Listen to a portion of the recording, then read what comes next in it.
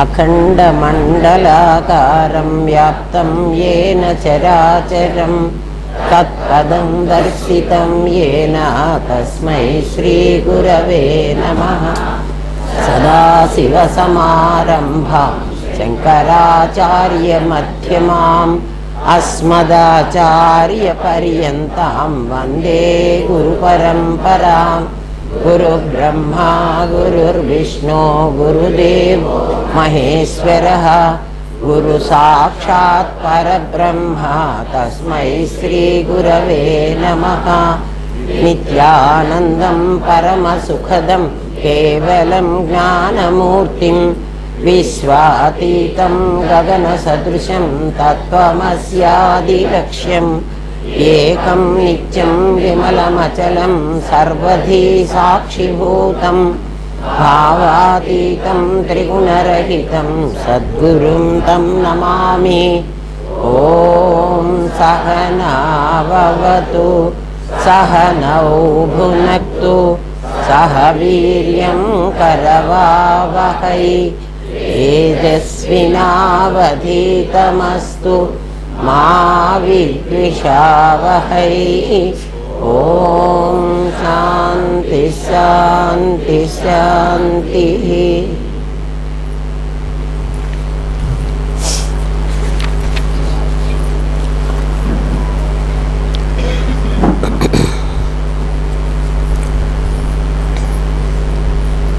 మనం కిందటిసారి స్వప్న ఫలాన్ని అనుభవించని అవసరం లేదని చెప్పుకున్నాం. స్వప్నంలో ఏ ఫలితం వచ్చినా ఏమ్మా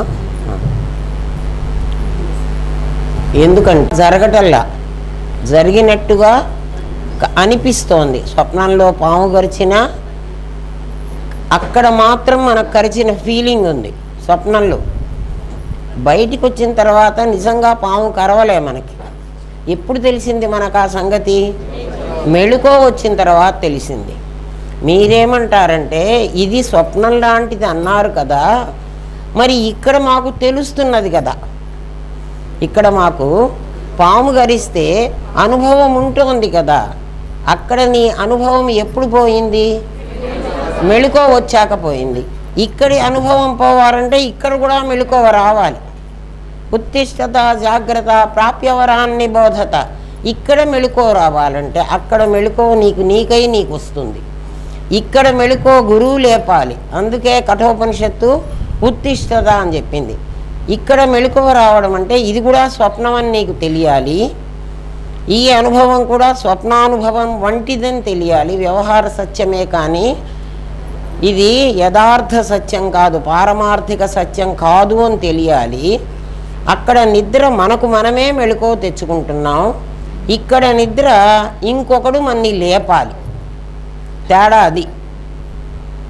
ఇంకోడు లేపాలి, లేకపోతే మనకు తెలియదు. ఆ లేపేవాడు ఎవడు అంటే వాడే గురువు అన్నవాడు. వాడు ఏం చేస్తాడు అంటే నిన్ను లేపడం అంటే మనం నిద్రపోతున్న వాడిని అయితే తట్టి లేపుతాం. వీడట్లా తట్టడానికి వీలు లేదు. ఎందుకంటే వీడికి దగ్గర ఉండరు మనుషులు. వాళ్ళు నిద్రపోతూ ఏడుస్తూనే ఉంటారు. కష్టాలు వచ్చినప్పుడు బాధలు వచ్చినప్పుడు ఏడుస్తూనే ఉంటారు. ఇది కాదురా నాయనా నీకు అని చెప్పాలంటే ఈ స్వప్నం ఎలాంటిదో ఇది కూడా అలాంటిదని నీకు నమ్మకం కలగాలి. అంతే కదా. నిన్ను లేపడం అంటే అదే చెయ్యాలి. నీ కళ అబద్ధం అని నీకే తెలుసు. నీ కళ అబద్ధం కాదు, ఈ కళ అబద్ధమేను అని నీకు తెలియాలంటే దానికి దీనికి ఒకే పోలిక ఉంది అని నేను చెప్పాలి. అంతే కదా. అది ఇది ఇలాంటివేను, అందువల్ల నీకు ఆ భావన అక్కడ కలుగుతోంది, ఈ భావన ఇక్కడ కలుగుతోంది. ఈ రెండు ఒకటి అని చెప్పాలి నీకు. ఎట్లా నీకు చెప్తామో ఇప్పుడు మీరు వినండి. కళలో చూచేవాడివి చూడబడేవాడివి నీవే. ఇక్కడ చూచేవాడు వేరు, చూడబడేది వేరు. చూడబడేది నేనున్నాను, దాన్ని చూస్తున్నాను. నాకు ఎదురుగా ఉన్న ప్రపంచాన్ని నేను చూస్తున్నాను. అక్కడ దృక్కు దృశ్యము ఒకడే. ఎక్కడ? ఇది కిందటి వారం పాఠం ఇదే, మళ్ళీ ఇప్పటిది కాదు, ఇంకా చెప్తున్నా.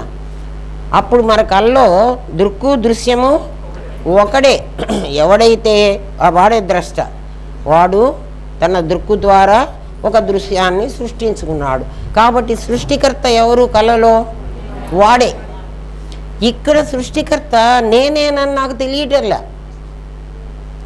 కళలో కళ కంటున్న వాడివి నువ్వు సృష్టించిన వాడివే నీ కళ కదా. ఇక్కడ కళ కంటున్నవాడివి, ఇక్కడ కూడా నువ్వే. కానీ నేను సృష్టించాను అని నాకు తెలియదు. ఇక్కడ నాకంటే దృశ్యం వేరుగా కనబడుతోంది కదా. జగత్తు వేరుగా, జీవుడు వేరుగా కనబడుతున్నాడు. కాబట్టి వీడే దాన్ని సృష్టించాడు అంటే, కళలో సృష్టించాడంటే నువ్వు ఒప్పుకుంటావు. ఇక్కడ నువ్వు ఒప్పుకోవు. ఎందుకు ఒప్పుకోవు అంటే, ఆ ఇల్లు నువ్వు కట్టావురా అంటే నేను కట్టానా? ఈ గడియారం నేను తయారు చేశానురా అంటే నేను తయారు చేశానా? దీని క్రియేటరు వేరే ఉన్నాడు. మరి నన్ను ఒప్పుకోమంటారు మీరు, నేను ఎట్లా ఒప్పుకోను? కాబట్టి అది ఇది ఒకటి అని మీరు చెప్తున్నారు, కానీ మేము మాత్రం ఒప్పుకోవట్లేదు. అది నేనే సృష్టించానని నాకు తెలుసు. ఎందుకని? కళలో నా గదిలోకి లండన్ రాలేదు, కారు కూడా రాలేదు. కారును నేనే సృష్టించా, లండన్ను నేనే సృష్టించా, యాక్సిడెంట్ను నేనే సృష్టించా, పోలీసు వాడిని నేనే సృష్టించా. ఈ అందరినీ కూడా నేనే లయం చేసుకున్నా. ఎప్పుడు? కళ అయిపోగానే నేను సుషుప్తిలో కన్నా వెళతా, మళ్ళీ జాగ్రత్తలో కన్నా వస్తా. అది నాకు జరుగుతున్నది.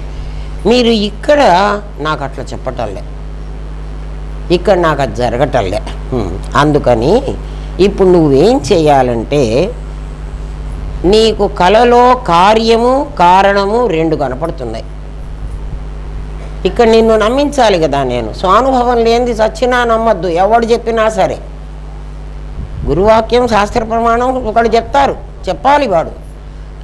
స్వానుభవం మాత్రం నీకే రావాలి. నీకు రాకపోతే నువ్వు నమ్మక్కర్లేదు. నీకు వచ్చేదాకా ఎన్ని రకాలుగానైనా ఆ అర్థమయ్యేటట్టు ఆ చెప్పగలగాలి. అది నీకు అనుభవం రావాలి. ఎట్లా అనుభవం వస్తుందో చెప్తాడు. అంటే నువ్వే క్రియేటర్వి అనే అనుభవం నీకు జరగాలి. వినండి, మొత్తం కార్యం జాగ్రత్త ఏమ్మా, స్వప్న సుషుప్తి తురీయమైన నేను కారణం అని నీకు తెలియాలి. అంతా కూడా కార్యం కనబడుతోంది మనకి.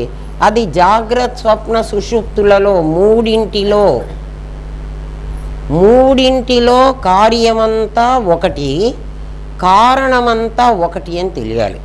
మామూలుగా జాగ్రత్త అవస్థలో మనం కార్యకారణాలు చూసినట్లయితే ఏమ్మా, కార్యం ఏది తెలుస్తోంది నీకు?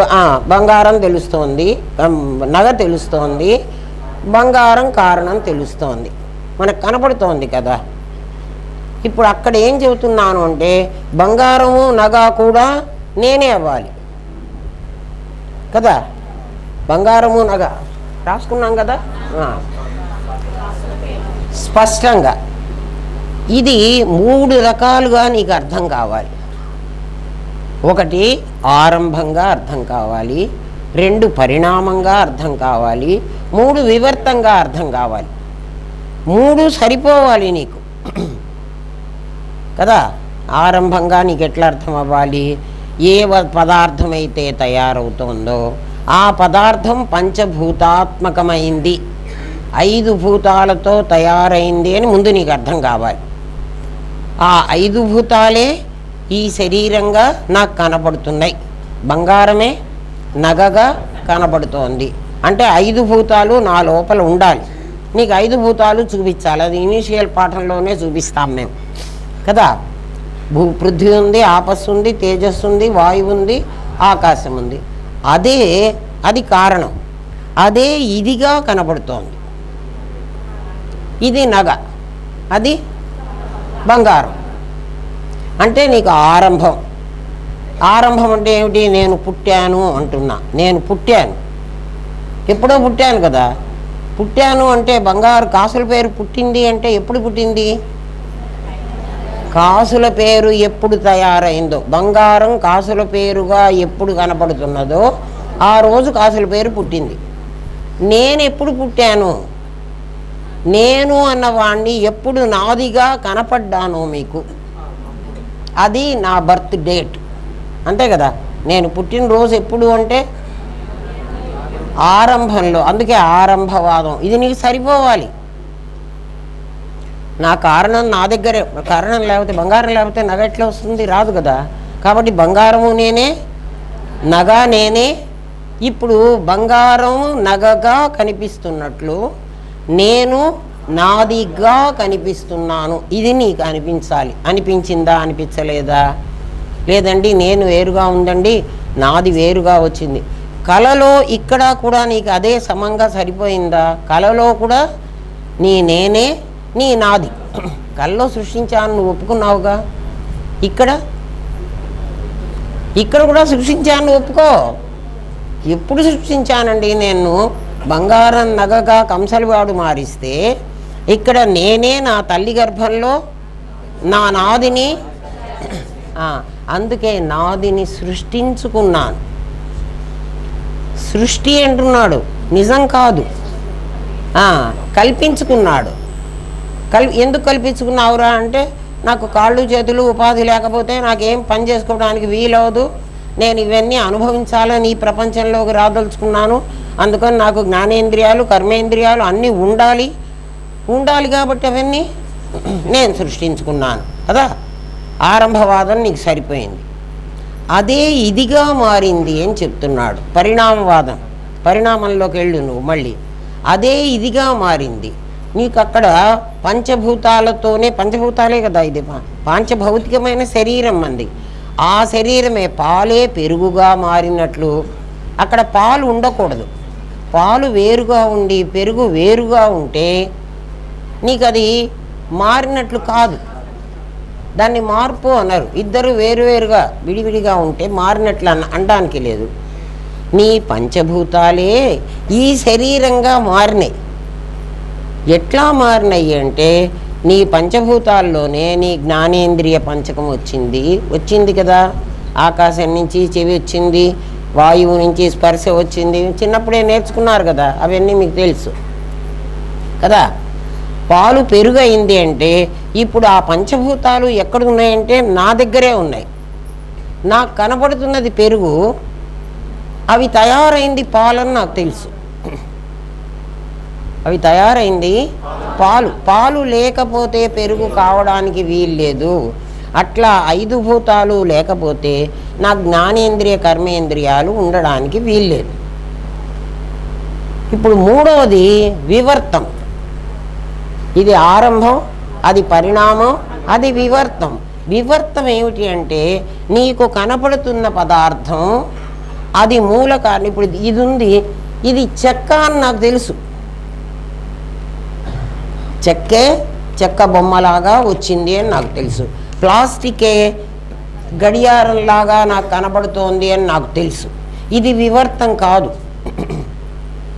ఇక్కడ మీరు పంచభూతాలే నాకు జ్ఞానేంద్రియాలుగా కర్మేంద్రియాలుగా కనబడుతున్నాయని మీరు చెప్తున్నారు కదా, సూక్ష్మ శరీరంలాగా. అది ఉన్నట్టుగా కాకుండా వేరుగా కనబడుతోంది. ఉన్నట్టుగా కనపడకుండా నాకు వేరుగా కనబడుతోంది. ఏమిటి వేరుగా కనబడుతోంది? అగ్ని కన్నుగా కనబడుతోంది. ఆకాశం నాకు చెవిగా కనబడుతోంది కదా. అంటే దేన్ని బట్టి నేను ఆకాశం చెవి అని నీకు చెప్తున్నాను? ఆకాశంలో ఉండే శబ్దగుణం ఏదైందో ఆ జన్యజనక సంబంధం వల్ల నా చెవికి ఆ శబ్దం వినిపిస్తోంది, నా కన్నుకి అది కనపడుతోంది కదా. ఇది ఆ వస్తువుగా కనపడకుండా వేరే వస్తువుగా కనపడుతోంది. కానీ ఆ వేరే వస్తువు రావాలంటే ఆ వస్తువు ఉండి తీరాలి కాబట్టి అది ఇదిగా కనపడుతోంది. దీన్ని వివర్తం అంటున్నాం. దానికి ఉదాహరణ నీకు వేప విత్తనం, వేప చెట్టు కదా. వేప విత్తనం భూమిలో నాటితే వేప విత్తనమే వేప చెట్టుగా కనిపించాలి నీకు. వేప చెట్టులో కాండం ఉంది, ఆకులు ఉన్నాయి, కొమ్మలు ఉన్నాయి, రెమ్మలు ఉన్నాయి కదా, పువ్వులు ఉన్నాయి, పిందెలు ఉన్నాయి, కాయలు ఉన్నాయి, అన్నీ ఉన్నాయి కదా. అవన్నీ ఈ విత్తనంలో ఉన్న పదార్థమే అదిగా కనపడుతోంది. విత్తనంలో లేని పదార్థం అవిగా కనపడడానికి వీల్లేదు. ఇక్కడ వివర్తం ఎందుకంటున్నారో వినండి జాగ్రత్తగా. విత్తనం తను మనం కనపడకుండా పోయి తనే వీటిగా కనపడుతోంది. ఇక్కడ నేను అనేది కనపడకుండా పోయి నాదిగా కనపడుతోంది. ఇవి రెండు ప్రత్యక్షాలు. ఏవి రెండు? ఆరంభ పరిణామాలు ప్రత్యక్షాలు నీకు కనపడతాయి. ఇది పరోక్షము అయినా అపరోక్షం. ఎట్లా అంటే అపరోక్షం అంటే ప్రత్యక్షం కావాలి, ప్రత్యక్షంగా అంటే చూపించడానికి వీలు లేదు కదా. పరోక్షం అంటే నీకంటే భిన్నంగా వేరుగా ఉండాలి కదా. పరోక్షం కాదు, ఇది అపరోక్షం అంటున్నాడు. అంటే ప్రత్యక్షమే. అంటే ఏమిటండి మాకు అర్థం కాలేదు, మాకు ఎదురుగా నీకు ఎదురుగా కనపడేటువంటి పదార్థం కాదురా. విత్తనం నీకు కనపడదు, కానీ విత్తనమే చెట్టుగా మారింది అనకూడదు, పరిణామం అయిపోతుంది. విత్తనమే చెట్టై కనపడుతోంది. చెట్టులో నువ్వు విత్తనంలో ఏ వేప అయితే ఉందో చెట్టులో అన్నింటిలో ఆ వేప రావాలి. చెట్టులో అన్నింటిలో ఆ వేప రావాలి కదా. ఆ వేప మామూలు ప్రకృతి కంటే భిన్నంగా నీకు రావాలి. భిన్నంగా ఏమిటండి అంటే ప్రకృతిలో నీళ్లు పైన పోస్తే కిందికి పోవాలి. నీళ్ళు ఎక్కడికి పోతాయి? నీరు పల్లమెరుగు, నిజము దేవుడు ఎరుగు కదా. నీరు పల్లమెరుగు, నీళ్లు పోస్తే కిందికి పోవాలి. ఎక్కడైనా నీళ్లు పోస్తే కిందికి పోవాలి. కానీ చెట్టుకు నీళ్లు పోస్తే వేరుకు నీళ్లు పోస్తాం మనం, కిందికే పోతున్నాయి మనం చూస్తున్నాంగా. కానీ రేపు ఆ చెట్టు చివరి కొమ్మ మీద ఉన్న ఆ లేత చిగురాకు వికసించి నీకు కనపడుతోంది. అంటే ఇది ప్రకృతికి విరుద్ధంగా జరుగుతోంది. అవునా కాదా? జరుగుతోంది. మన శరీరంలో కూడా రక్తం ఉంది కదా, పైనుంచి కింది కాళ్ళ దగ్గరికి రక్తం పోవడం న్యాచురల్. ఎందుకంటే గుండె దగ్గర నుంచి కిందికి పోతుంది రక్తం. పైకి ఎట్లా ఎవడు పంపు చేస్తున్నాడు? ఎవరైనా మోటార్ పెట్టి పైకి లాగాడా? గుండె ఉంది కదండి, అది మోటార్, అది పైకి లాగదు. దాని దగ్గరికి వచ్చిన వాటిని అది క్లీన్ చేస్తుంది, అది ఊపిరితిత్తుల సహాయంతో. నీ కిందికి వెళ్ళినటువంటి రక్త ప్రసరణ మళ్ళీ పైకి వస్తోంది. బ్లడ్ సర్క్యులేషన్ లేదండి, అందుకే కాళ్ళు వాచినాయండి. మనం ఒకసారి ఫ్లైట్లో పోతాం అనుకోండి, ఎక్కువ గంటల సేపు కాళ్ళు కిందికి పెట్టి కూర్చుంటాం, వెంటనే కాళ్ళు ఏమవుతాయి? వాస్తాయి. ఎందుకు? అది న్యాచురల్గా వెళ్ళవలసింది వెళ్ళలే. చెట్టుకు నీళ్లు పోస్తే ఎలా పైకి వెళుతోందో పైకి వెళుతోంది కదా. నువ్వు వేరుకే నీళ్లు పోసావు, చెట్టు చిటారి కొమ్మ మీద వెళ్ళి ఎవడు నీళ్లు పోయలే కదా. కింద పోస్తే అది పైకి వెళుతోంది. కింద విత్తనం నాటితే మొక్కంతా పైకొచ్చింది. పైకొచ్చి రకరకాలుగా దాని లోపలికి ఏం వెళ్ళింది అంటే నీళ్ళు ఒకటే కాదమ్మా, దాని తాలూకు వేప పైకి పోయింది. ఎక్కడికి పోయింది? ఏ విత్తనం కనపడకుండా పోయి తన తాలూకు తన శక్తిని, దాన్ని జ్ఞానం అంటున్నాం మనం. వేపలో వేప ఏమిటి అంటే దాని సారం చేదు. ఆ చేదును ఎక్కడికి పంపించింది? చెట్టంతా పంపించింది. నీ దగ్గర సారం ఏమిటంటే నువ్వు విశేషం అని చెప్పాను. విశేషంగా ఉన్నప్పుడు నీకు జ్ఞానమే, ప్రజ్ఞ కాదు. నీ జ్ఞానం అనే దాన్ని ఆ చెట్టు ఎలాగైతే తన వేపని పంపించిందో నీళ్ళని పంపించింది కాదు. నీళ్లు కిందికి వెళ్ళాలని పైకి వెళ్ళినాయని మీకు తెలియటం కోసం చెప్పాను కదా. అది నీ జ్ఞానము ఆ చెట్టులో వేప ఎలాగైతే నఖశిఖ పర్యంతం వ్యాపించిందో, దానికి నఖశిఖ పర్యంతం, నీకు నఖశిఖ పర్యంతం నీకు కూడా వ్యాపించింది. ఎవరు? నీ జ్ఞానం. నీ జ్ఞానం వ్యాపించింది. ఎక్కడ? ఇప్పుడు వివర్తం, దీన్ని వివర్తం అంటున్నాను. ఎందుకంటే నీకు అపరోక్షం కావాలి అన్నాను కదా. అపరోక్షం అంటే ఏమిటి? నీకు ప్రత్యక్షం. ప్రత్యక్షం అంటే నీకు నీకే తెలియాలి, నాకు తెలియకూడదు. నీకు నీకే తెలియాలి. నీకు నీకే ఏం తెలిసిందంటే చెట్టును బతికిన తర్వాత, చెట్టు పెద్దదైన తర్వాత ఆ గింజ చెట్టు వచ్చిందని నువ్వు చెప్పగలవు. కానీ గింజ తవ్వి నాకు గింజ చూపించండి అంటే నేను గింజ చూపించలేను. గింజ చూపించగలిగితే అది వేరే. ఇది గింజ, ఇది చెట్టు. కానీ ఆ గింజను నేను చూపించలేను. అది ఏం చేస్తోందంటే ఆ గింజ అట్లాంటి గింజలను ఇన్నిటిని, వేపకాయలు ఎన్ని వస్తున్నాయి, ఎన్ని గింజలను చూపించగలదు.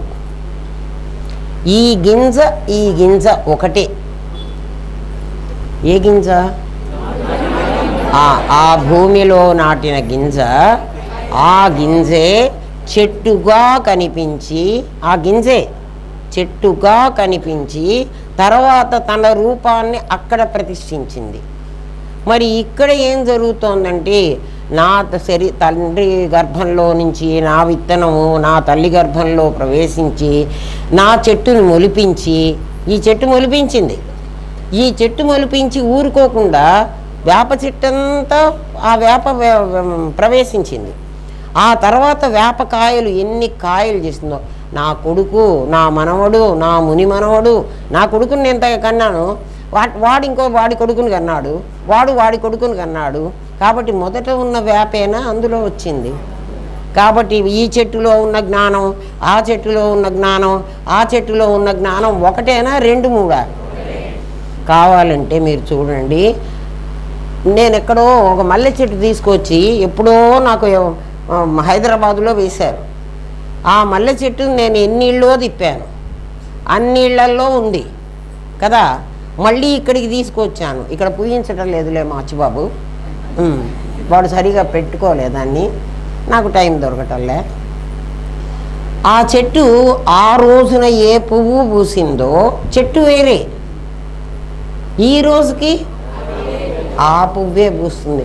మీరు చూడగానే అమ్మ అప్పుడు ఎప్పుడో హైదరాబాదులో ఉన్న చెట్టు ఇదేనా అని అడుగుతున్నారు. ఆ చెట్టు ఇది కాదు. మరి ఇదేది?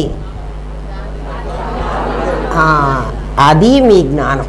అప్పుడు ఈ జ్ఞానము విశేష జ్ఞానం. దానిలో ఉన్నది, దీనిలో ఉన్నది, దానిలో ఉన్నది, అందరిలో ఉన్న విశేష జ్ఞానం ఒకటా రెండా? అర్థమైందా? వివర్తమైంది అంటే ఉన్నది ఉన్నట్టుగా కనపడకుండా ఇంకొకటిగా కనపడింది. ఎందుకంటే ఆ విత్తనంగా లేదు, ఇది వివర్తమైన శరీరం. చెట్టు, ఇది చెట్టు అనుకోండిరా, ఇది చెట్టు అని మీరు చెప్తే మేము నమ్మాలా అండి? ఇది చెట్టు కాదు, ఇది పుట్ట. ఒకవేళ అనుకోండరా, గీత ప్రమాణం, భగవద్గీత ప్రమాణం ఏమిట్రా అంటే అశ్వత్థమేనం, ఇది అశ్వత్థ వృక్షంరా, దీన్ని ఏం చేయరా, దృఢేన చిత్వా, బాగా పగలగొట్టరా, దాన్ని ముక్కలుగా చెయ్యరా. ముక్కలుగా చేయమంటే దాన్ని ఏం చేయమన్నాడు? డిసెక్షన్ చేయరా, దాని లోపల ఏముందో నీకు తెలుస్తుంది. ఎట్లా చేయమంటావు? ఇది వివర్తమైనటువంటి పదార్థం. ఈ చెట్టులో ప్రతి పార్టుని నువ్వు కొట్టినట్లయితే దాని లోపల నీకు జ్ఞానం అనేది కనిపిస్తుందా, అనిపిస్తుందా? అనిపిస్తుంది. అది పరోక్షం, అది అపరోక్షం. అపరోక్షం అంటే ప్రత్యక్షం. నీకు అనిపించిందా లేదా? ఏమనిపించింది? ఆ విత్తనమే ఈ చెట్టుగా కనిపిస్తోంది. అది ఇంకా కన్ఫర్మ్ చేసుకోవాలంటే ఈ చెట్టు భాగాలన్నీ కాదు, అది జ్ఞానం. నా చెయ్యి జ్ఞానమా, నా కన్ను జ్ఞానమా, నా తల జ్ఞానమా, నా ముక్కు జ్ఞానమా? కాదు. మరి దృఢేన చిత్వా, దీన్ని భేదించు. భేదిస్తే నీకు దీంట్లో ప్రతి దాంట్లో నీకు జ్ఞానం కనపడుతుంది. ఆ జ్ఞానం మళ్ళీ ఇంకొకడిని కని, నాలాంటి వాడిని నాలాంటి వాడిని ఇంకొకరికి అంటున్నది. ప్రతివాడు కూడా వాడిలాంటి వాడిని ఇంకొకరికి అంటున్నాడు. వాళ్ళలాగే అంటే వాడి పోలికెళ్తా కాదు. ఈ చెట్టు వేరే ఉండొచ్చు, చెట్టు వేరే ఉండొచ్చు, కానీ అందులో ఉన్న జ్ఞానం ఒకటే ఉండాలి. ఆ జ్ఞానాలన్నిటికీ నేను విశేష జ్ఞానం అని పేరు పెట్టాను. నా జ్ఞానాలన్నిటికీ నేనేం పేరు పెట్టాను? విశేష జ్ఞానము అని పేరు పెట్టాను. సామాన్యంలోకి వెళ్ళవాకండి, మీకు విశేషం మీదే పెట్టి చెబుతున్నా ఇప్పుడు. ఎందుకంటే జాగ్రత్త స్వప్న సుషుప్తులు విశేషానికే ఉండాలి, సామాన్యానికి అసలు అవస్థలు లేవు. సామాన్యం అవస్థాత్రయ సాక్షి. సామాన్యం దగ్గరికి ఆలోచనకు అసలు పంపించవాకండి. ఇప్పుడు మీరు జాగ్రత్త స్వప్న సుషుప్తులతో ఒకటే అని తెలియాలి. ఇప్పుడు ఈ మూడు కలిసి ఒకటి అని మీకు అర్థం కావాలి. అంటే స్వప్నావస్థ మీకు తెలుసు, అది దాన్ని నిమిషంలో తీసి అవతల పారేయగలరు. కానీ జాగ్రత్త అవస్థను పారేయటం అంటే అమ్మో చాలా కష్టం. ఇంకా కొంతమంది ఏం చెప్తారంటే అదేముందండి, స్వప్నం కాసేపు వస్తుంది, జాగ్రత్త అవస్థ చాలాసేపు ఉంటుంది, మాకు 100 ఏళ్ల జాగ్రత్త అవస్థ ఉంటుంది. అది మళ్ళీ చెబుతా. ఆ క్వశ్చన్కి సమాధానం వేరే చెప్తాను మీకు. అది వస్తుంది, అయితే ఇవాళే వస్తుందో రేపు వస్తుందో నేను చెప్పలేను. కళ కాసేపే ఉంటుంది కదా, ఈ జీవితం మాకు 100 ఏళ్ళు ఉంటుంది కదా, మరి ఇక్కడ అనుభవాలన్నీ చాలా ఉంటున్నాయి కదా, మరి ఆ దానిలాగా ఇదని అనుకోమంటారు. ముందు దానిలో ఉన్నది మీలో ఉన్నది ఒకటి. జాగ్రత్త అవస్థలో ఏ జ్ఞానం అయితే ఉందో స్వప్నావస్థలో అదే జ్ఞానం ఉంది కదా. ఆ జ్ఞానము అనిపించాలే కానీ కనిపించటానికి వీల్లేదు. కనిపించటానికి అంటే నీకు వేరుగా చూపించడానికి ఎందుకండి వీల్లేదు? జ్ఞానాన్ని కూడా మీరు చూపించవచ్చు కదా అంటే, జ్ఞానాన్ని నేను చూపిస్తే అది దృశ్యమైతే అది నశిస్తుంది. జ్ఞానాన్ని నీకు చూపించాలి అంటే దృశ్యం కావాలి కదా. దృశ్యమైతే ఏమవుతుంది? నశించాలి కదా. అందుకని జ్ఞానాన్ని అనిపించాలే కానీ కనిపించడానికి వీల్లేదు. అనిపించటమే అపరోక్షం కదా, పరోక్షం కాదు, అపరోక్షం. నీకు అనిపించాలి, జ్ఞానం ఉంది అని అనిపించాలి. ఆ జ్ఞానం ఎక్కడుంది అంటే నీ నఖసిక పర్యంతం ఉంది. అది ఎక్కడి నుంచి నీకు వచ్చిందంటే నీ జ్ఞానమే వివర్తమై అంటే ఒక దేహంలాగా తయారై ఆ దేహంలో నుంచి మరొక దేహంలోకి, అంటే విత్తనం చెట్టు అవ్వాలి, చెట్టు అయిన తర్వాత మళ్ళీ ఆ విత్తనాలు రావాలి. ఆ విత్తనం మళ్ళీ భూమిలో వేస్తే అది మళ్ళీ ఒక చెట్టు అవుతుంది. విత్తనము చెట్టు అవ్వడం వివర్తం అంటే అర్థం ఏమిటి? అదిగా కనిపించకుండా అది వేరుగా కనిపిస్తుంది కదా. ఈ ప్రపంచమంతా వివర్తం, అది వేరుగా కనిపిస్తుంది. దాని లోపల మాత్రం ఈ మొదటి పదార్థం ఏదైతే ఉందో అది ఎన్ని రకాల వేరు వేషాలన్నా వేని, అది ఎన్ని వేషాలన్నా వేని, అన్ని వేషాల్లో మళ్ళీ ఇది ఉండి తీరాలి. అది వివర్తం. అది నీకు అనిపించిందా అనిపించలేదా? నీ లోపల నీ జ్ఞానం ఎక్కడుంది? ఆ వేప చెట్టులో ఎట్లా అయితే కాండంలో కాడలో అన్నిట్లో వేప ఎలా ఉందో నీ శరీరంలో ఉండే 24 తత్వాల్లో నీ జ్ఞానం ఉంది. ఇంకా నీ నఖసిక పర్యంతం ఉంది. పైన కనపడడానికి మొత్తం ఉంది, లోపల మొత్తం ఉంది. ఆ లోపల ఉన్న జ్ఞానమే నీకు కడుపు నొప్పని, నీకు తల నొప్పని, నీకు నొప్పి అని నీకు తలనొప్పి అని నీకు తెలుస్తోంది కదా. తలనొప్పి పొట్టలో తెలుస్తుందా? డాక్టర్ దగ్గరికి పోతే ఆయన ఏమంటాడు? పొట్ట ఒత్తి చూసి అమ్మ ఇక్కడ నొప్పే, అక్కడ లేదండి. ఇక్కడ నొప్పే, ఇక్కడ లేదండి. ఇక్కడ నొప్పే, ఇక్కడ నొప్పి. ఎట్లా చెప్తున్నావు? నీ జ్ఞానం అక్కడ ఉంది. నీ జ్ఞానం నీ శరీరంలో ఉంది అంటే నీ అనుభవం, నా అనుభవం కాదు. ఎట్లా ఉంది? ఆ చెట్టు లోపల విత్తనం ఉంది అని కనపట్టలే. ఎంత ఖచ్చితంగా నమ్ముతున్నావో అంత ఖచ్చితంగా అక్కడుంది. ఏమ్మా ఇప్పుడు ఈ కనపడుతున్న సృష్టి అంతా, మనకు కనపడుతున్న సృష్టి అంతా ఇటు ఆరంభం కానీ, అటు పరిణామం కానీ, అటు వివర్తం కానీ, కార్యకారణాలు రెండూ నాకు ఈ 3 దశల్లో తెలుస్తున్నాయి కదా, డౌట్ లేదు. అయితే ఇక్కడ డౌట్ ఏంటంటే, ఒక వస్తువు దాని కారణం మరోటి ఉంటుంది. దీని కారణం ప్లాస్టిక్, దీని కారణం చెక్క, దీని కారణం వెండి, దీని కారణం అయస్కాంతం ఇనుము, దీని కారణం ఇనుము. చూడండి, ఇట్లా వచ్చేటప్పటికి కారణాలన్నీ వేరువేరుగా ఉంటున్నాయి, కార్యాలన్నీ వేరువేరుగా ఉంటున్నాయి.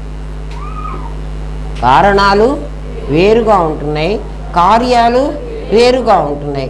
నాకు కావలసింది మూల కారణం. వీటన్నిటికీ కలిసి ఒక కారణమే కావాలి. నేను అద్వైతం కదా నేర్చుకుంటున్నది, నాకు అన్నిటికీ కలిసి ఒక్క కారణమే కావాలి. ఇవన్నీ ఉండడానికి నాకు వీల్లేదు అన్నప్పుడు, కిందటి వారం చెప్పిన పాఠం ఇంతవరకు కిందటి వారం చెప్పింది మీకు గుర్తు చేస్తున్నా, అంతే. అర్ధగంట అయిపోయింది. నన్ను ఏం చేయమంటారా, మీరు వారం అయితే మర్చిపోయి ఉంటారు. మళ్ళీ మళ్ళీ పిచ్చిమొహాలు పెడితే నాకు నచ్చదు కదా, అర్థం కాకపోతే. అందుకని నిన్ను మూల కారణం ఎవ్వడు, ఎవ్వనిచే జనించు జగం ఎవ్వని లోపల నుండు లీనమై ఎవ్వని యందు నిందు పరమేశ్వరుడెవ్వడు, మూల కారణం ఎవ్వడు, అనాది మధ్యలయుడెవ్వడు, సర్వము తానయైన వాడెవ్వడు, వాని ఆత్మభవు నీశ్వరునే శరణంబు వేడిదన్న అన్నాడు గజేంద్రుడు. అవును కదా. అంటే మూల కారణం వెతుక్కోవాలి మనం. అన్నిటికీ కారణం, నగకి బంగారం కారణం ఉంది, పెరుగుకి పాలు కారణం ఉన్నాయి కదా. అట్లా ఒక కారణంతో ఒక కార్యం తయారవుతోంది. వీటన్నిటికీ ఒక కారణం కావాలంటే నువ్వు మూల కారణము అస్థిభాతి, దాని దగ్గరికి వెళ్ళు మెల్లగా. ఎట్లా వెళ్ళమంటారండి నన్ను అంటే, ఒరే నాయన అన్నీ ఉన్నాయి ఉన్నాయి ఉన్నాయి అంటున్నావా? నాకు ప్రాణం ఉంది, నాకు గుండె ఉంది, నాకు మూత్రపిండాలు ఉన్నాయి, నాకు కన్ను ఉంది, నాకు కాలు ఉంది, నాకు చెయ్యి ఉంది, ఉంది ఉంది అంటున్నావు. ఇదిగో ఇక్కడ గడియారం ఉంది, ఇక్కడ గ్లాసు ఉంది, ఈ ప్లేటు ఉంది. ప్లేట్ అని రాదా? నేను ఉన్నాను, నాకు కనపడుతున్నావు కదా, నేను ఉన్నాను అని ఎందుకు మాట్లాడుతున్నావు? యామ్ ఎందుకు? ఐ సరిపోలే కదా. ఎందుకో యామ్ అంటున్నావు, నేను ఉన్నాను అంటున్నావు, నువ్వు ఉన్నావు కదా. అట్లా ప్రతి వస్తువులో ఉన్నది ఉన్నది అంటున్నావు. ఏవైనా నువ్వు వేరు చేస్తే ఆ ఉంది మాత్రం కామన్. దేంట్లో? అన్నింటిలో ఉంది. నీకు కనపడిందా? కనపడలే, అనిపించింది. ఉంది అని నాకు ఎట్లా అనిపించిందండి? మీరెవరన్నా చెప్పారా? మేము చెప్పలేదు. మీకు ఉంది అని ఎట్లా అనిపించిందంటే, అది నాకు కనిపించింది. కనిపించింది కాబట్టి అది ఉంది అంటున్నా. కనిపించలేదురా అంటే పరోక్షంగా ఉంది. వేప చెట్టులో విత్తనం నీకు కనిపించలేదు కదా, మరి కనిపించింది అంటున్నావే. అనిపించింది, అది అనిపించింది అంటే నా అనుభవానికి వచ్చింది. ఎట్లా అనుభవానికి వచ్చింది? నాకు అపరోక్ష అనుభూతి అయింది. నాకు ఏమని? ఆ విత్తనం ఇప్పుడు కనపడకపోయినా ఖచ్చితంగా ఆ విత్తనం ఉంది. ఇప్పుడు నీకు కనిపించిందా అనిపించిందా? నీకు అనిపించింది కదా. అట్లా ఈ శరీరము నాకు కనిపిస్తోంది, ఇది కనిపిస్తోంది, నాకు కనిపించేది నాకు అవసరం లేదు. ఈ శరీరం రావాలంటే ఏదో ఒక గింజ అంటే ఈ మొక్క, ఇది వివర్తం, ఇది ఉండాలంటే ఏదో ఒకటి నా దగ్గర నాకు కనిపించకుండా ఒకటి ఉండాలి, అనిపించేది ఉండాలి కదా. ఆ అనిపించటాన్ని భాతి అనాలి. ఇప్పుడు అర్థమైందా? కనిపించిన దాన్ని భాతి అనకూడదు. ఇంతకుముందు మనం ఏం చెప్పుకున్నాం? భాతి అంటే కనిపించింది, అమ్మో కనిపించకూడదు, అనిపించాలి. ఏమోనండి మాకు అర్థం కాలేదు. ఈ వారం పాఠంకి వచ్చేసాం మనం. మాకు అర్థం కాలేదు. నా దగ్గర ఇది ఒక రాయి ఇది రాయి అనుకోండి రా, కాసేపు అనుకోండి. ఇది రాయి కాదు కానీ రాయి అనుకోండి. ఇప్పుడు ఈ రాయి పెట్టి మేము క్లాస్లో మామూలుగా డస్టర్ ఇట్లా విసిరేస్తూ ఉంటాం. ఎవడికో తగులుతుంది. తగిలితే వాడికి ఇది చూడటానికి ఇంత సాఫ్ట్గా ఉంది కానీ విసిరా అంటే దెబ్బ తగులుతుంది. దీంట్లో తగిలే గుణం ఉందని నీకు అనిపించాలి. కనిపించదు. అది చాలా జాగ్రత్త. అతి సూక్ష్మం రా ఇది నాయన. అద్వైతం అంత ఈజీగా అర్థం కాదు. దాన్ని అర్థం చేయించేట్టు చెప్పాలంటే చాలా కష్టం. చూడు, దీన్ని నేను విసిరానంటే ఇది నీకు వెంటనే ఏం తెలుస్తుందంటే ఇది హార్డ్గా ఉందని నీకు కనిపిస్తుంది. ఇది గట్టిగా ఉంది. ఈ గట్టిది విసిరితే దెబ్బ తగులుతుంది. దెబ్బను తగిలించేటువంటి శక్తి దీని లోపల ఉంది.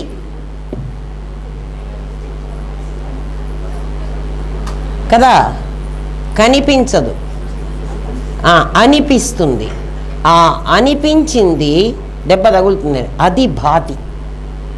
అస్థి కూడా నీకు అనిపించింది, భాతి కూడా నీకు అనిపించింది. బాగా వినండి, అస్థి భాతి రెండూ కూడా అనిపించేవే కానీ కనిపించేవి కావు. కనిపిస్తే విశేషాలు అయిపోతాయి, అనిపిస్తే సామాన్యమైపోతాయి. అయితే అనిపించాలి అంటే ఒక విశేషంలో ఉంటేనే అనిపిస్తుంది. ఒక విశేషంలో ఉంటేనే నీకు అనిపిస్తుంది, లేకపోతే అనిపించదు. ఇప్పుడు విశేషాలన్నీ కలిసి, విశేషాలు మొత్తం కలిసి అస్థిభాతి అయిపోయినాయి. నీ దగ్గర ఉన్న విశేషాలన్నీ అస్థిభాతి అయిపోయినాయి. మళ్ళీ వెనక్కి వెళ్దామా? మళ్ళీ గుర్తు చేసుకోవాలి.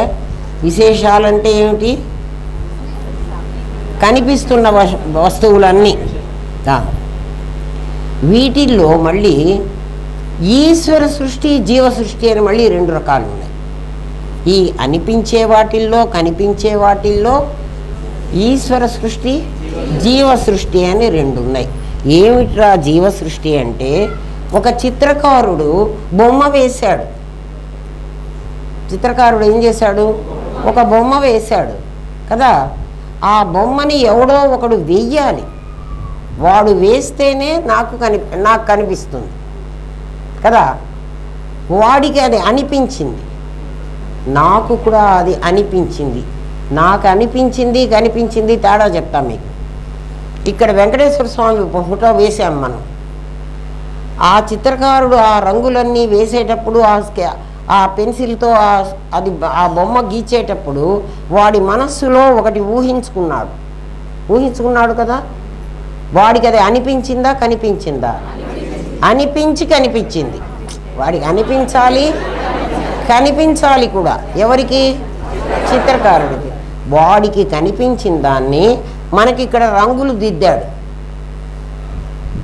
వాడు నువ్వు ఒకడే కాబట్టి, చిత్రకారుడు నువ్వు శరీరాలుగా ఒకటి కాదు, ఇందాక చెప్పిన జ్ఞానంగా ఒకడే కాబట్టి, వాడు ఏ బొమ్మనైతే గీచాడో, వాడు అనిపించి కనిపించి ఏ బొమ్మనైతే గీచాడో, నువ్వు ఆ బొమ్మనే నువ్వు ఇక్కడ నేను అక్కడ తగిలించంగానే మీరు వెంకటేశ్వర స్వామి అనేస్తున్నారు, ఇక్కడ తగిలించంగానే వాడు సాయిబాబా అనేస్తున్నారు, ఇక్కడ ఇప్పుడు బొమ్మలు లేవులే, మీకు మొన్న తగిలించా కదా, అదే చెప్తున్నా.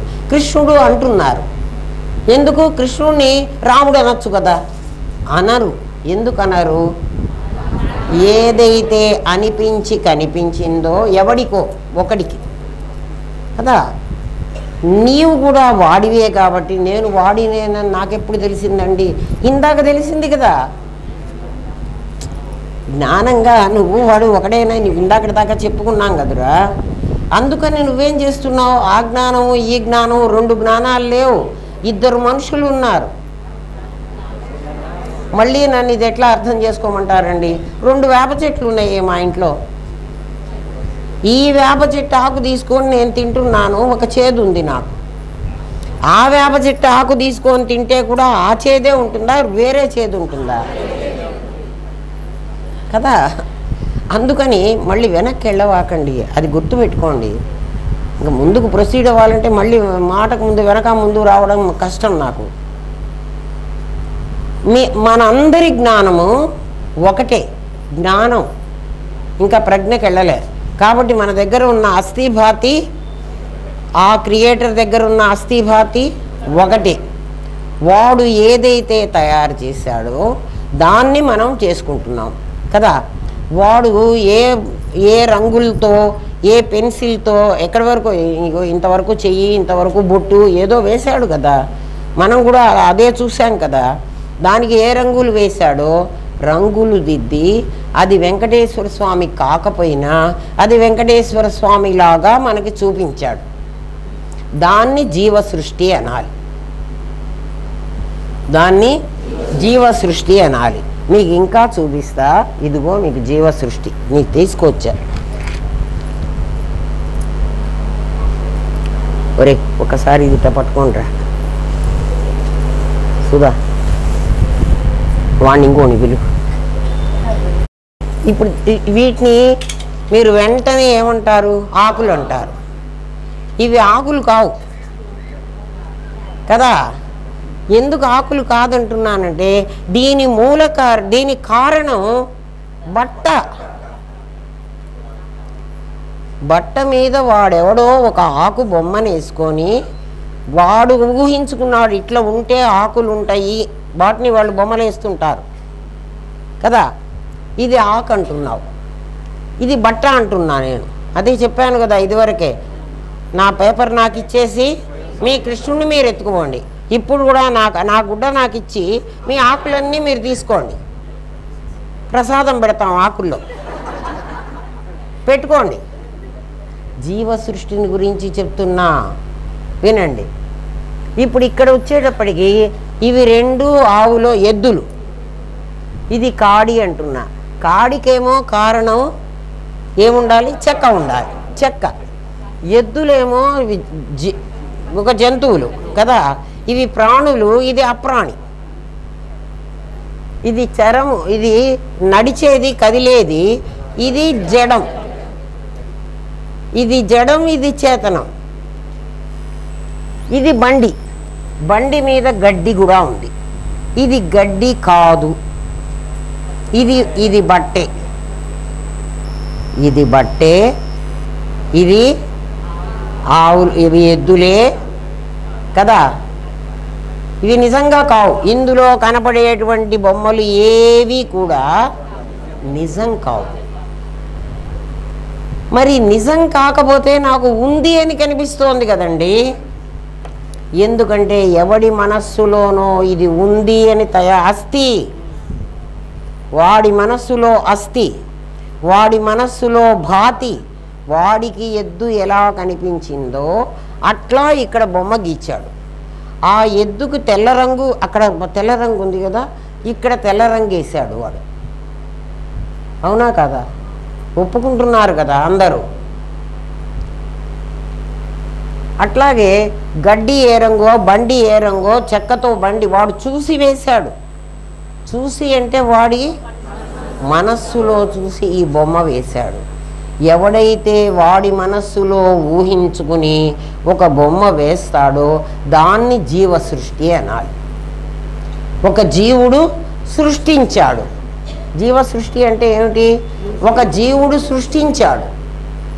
మరి దీనికి ఈశ్వర సృష్టి ఏదండి? ఈశ్వర సృష్టి నిజంగా ఎద్దులు, నిజంగా బండి. బండి కూడా కాదమ్మా, బండి మనుషులు తయారు చేయాలి, చెక్క తీసుకుని వాడు తయారు చేయాలి. కాబట్టి ఇదిగో నేను పిట్టలు, ఇక్కడ పిట్టలు లేవా? ఒక పిట్టల బొమ్మ కూడా తెచ్చుకున్నాంగా మనం, ఉందా? ఇది కూడా అంతే, పట్టుకో. ఇదిగో ఇక్కడ చూడండి, ఇక్కడ రంగులు వేసేసాము. ఇది నది అన్న, నది కాదు. మరి ఇదేమిటండి అంటే నదిలో పువ్వులు కూడా పూసినాయి. ఇది అడవి, ఈ అడవిలో ఏనుగులు కూడా ఉన్నాయి. ఇవన్నీ కొండలు. చూడండి నేను ఎట్లేసుకున్నాను, తర్వాత సూర్యుడు ఉన్నాడు. వీడు సూర్యుడు కాదు, ఇవి కొండలు కావు, ఈ నది, ఇది అడవి కాదు, ఇది నది కాదు, ఇవన్నీ నేను తయారు చేసినటువంటి బొమ్మలు. కాబట్టి ఇది జీవ సృష్టి కదా. ఇప్పుడు మన దగ్గరికి వచ్చేటప్పటికి ఇదిగో ఇవన్నీ జీవ సృష్టులు. అంటే ఒకడెవడో తయారు చేశాడు, అవి పాంచభౌతికాలు. వాడు ఎట్లా తయారు చేశాడు, వీడెట్లా అయితే రంగులు తీసుకుని ఈ బొమ్మలు వేస్తాడో, వీడు రంగులు తీసుకుని బొమ్మలు వేశాడు, రంగులు లేకపోతే ఆ పని చెయ్యలేడు. అట్లా వీడు ఆ వస్తువులు తీసుకుని, ఏ వస్తువులు, దీనికి ప్లాస్టిక్ తీసుకోవాలి, దీనికి చెక్క తీసుకోవాలి, దీనికి వెండి తీసుకోవాలి, నా కాసుల పేరుకి బంగారం తీసుకోవాలి, అట్లా తీసుకోకుండా వాడు తయారు చేయలేడు. వాడు ఏం తీసుకుంటున్నాడు అంటే వాడు ఈశ్వర సృష్టిలో భాగాల్ని తీసుకుంటున్నాడు, జీవ సృష్టిలో భాగాల్ని తయారు చేస్తున్నాడు. ఈశ్వర సృష్టిలో భాగాలు తీసుకుని జీవ సృష్టిని తయారు చేస్తున్నాడు. అవునా కాదా? జీవ సృష్టి అంటే నువ్వు తయారు చేసుకుంది, ఈశ్వర సృష్టి అంటే వాడు తయారు చేసింది. ఇక్కడ ఇంకా కాస్త ముందుకు రండి, ఇంకా కాస్త లోపలికి దింపుతున్నా. జీవ సృష్టి నీకు ప్రతిబంధకం కాదు, అది పోతే కూడా ఈశ్వర సృష్టి పోతే నువ్వు బాధపడాలి, కానీ జీవ సృష్టి నువ్వు బాధపడవు. ఎందుకని? నా కాసుల పేరు పోతే నా బంగారం ఉంది, నా బంగారం లేకుండా వాడు కాసుల పేరు తయారు చేయలేడు.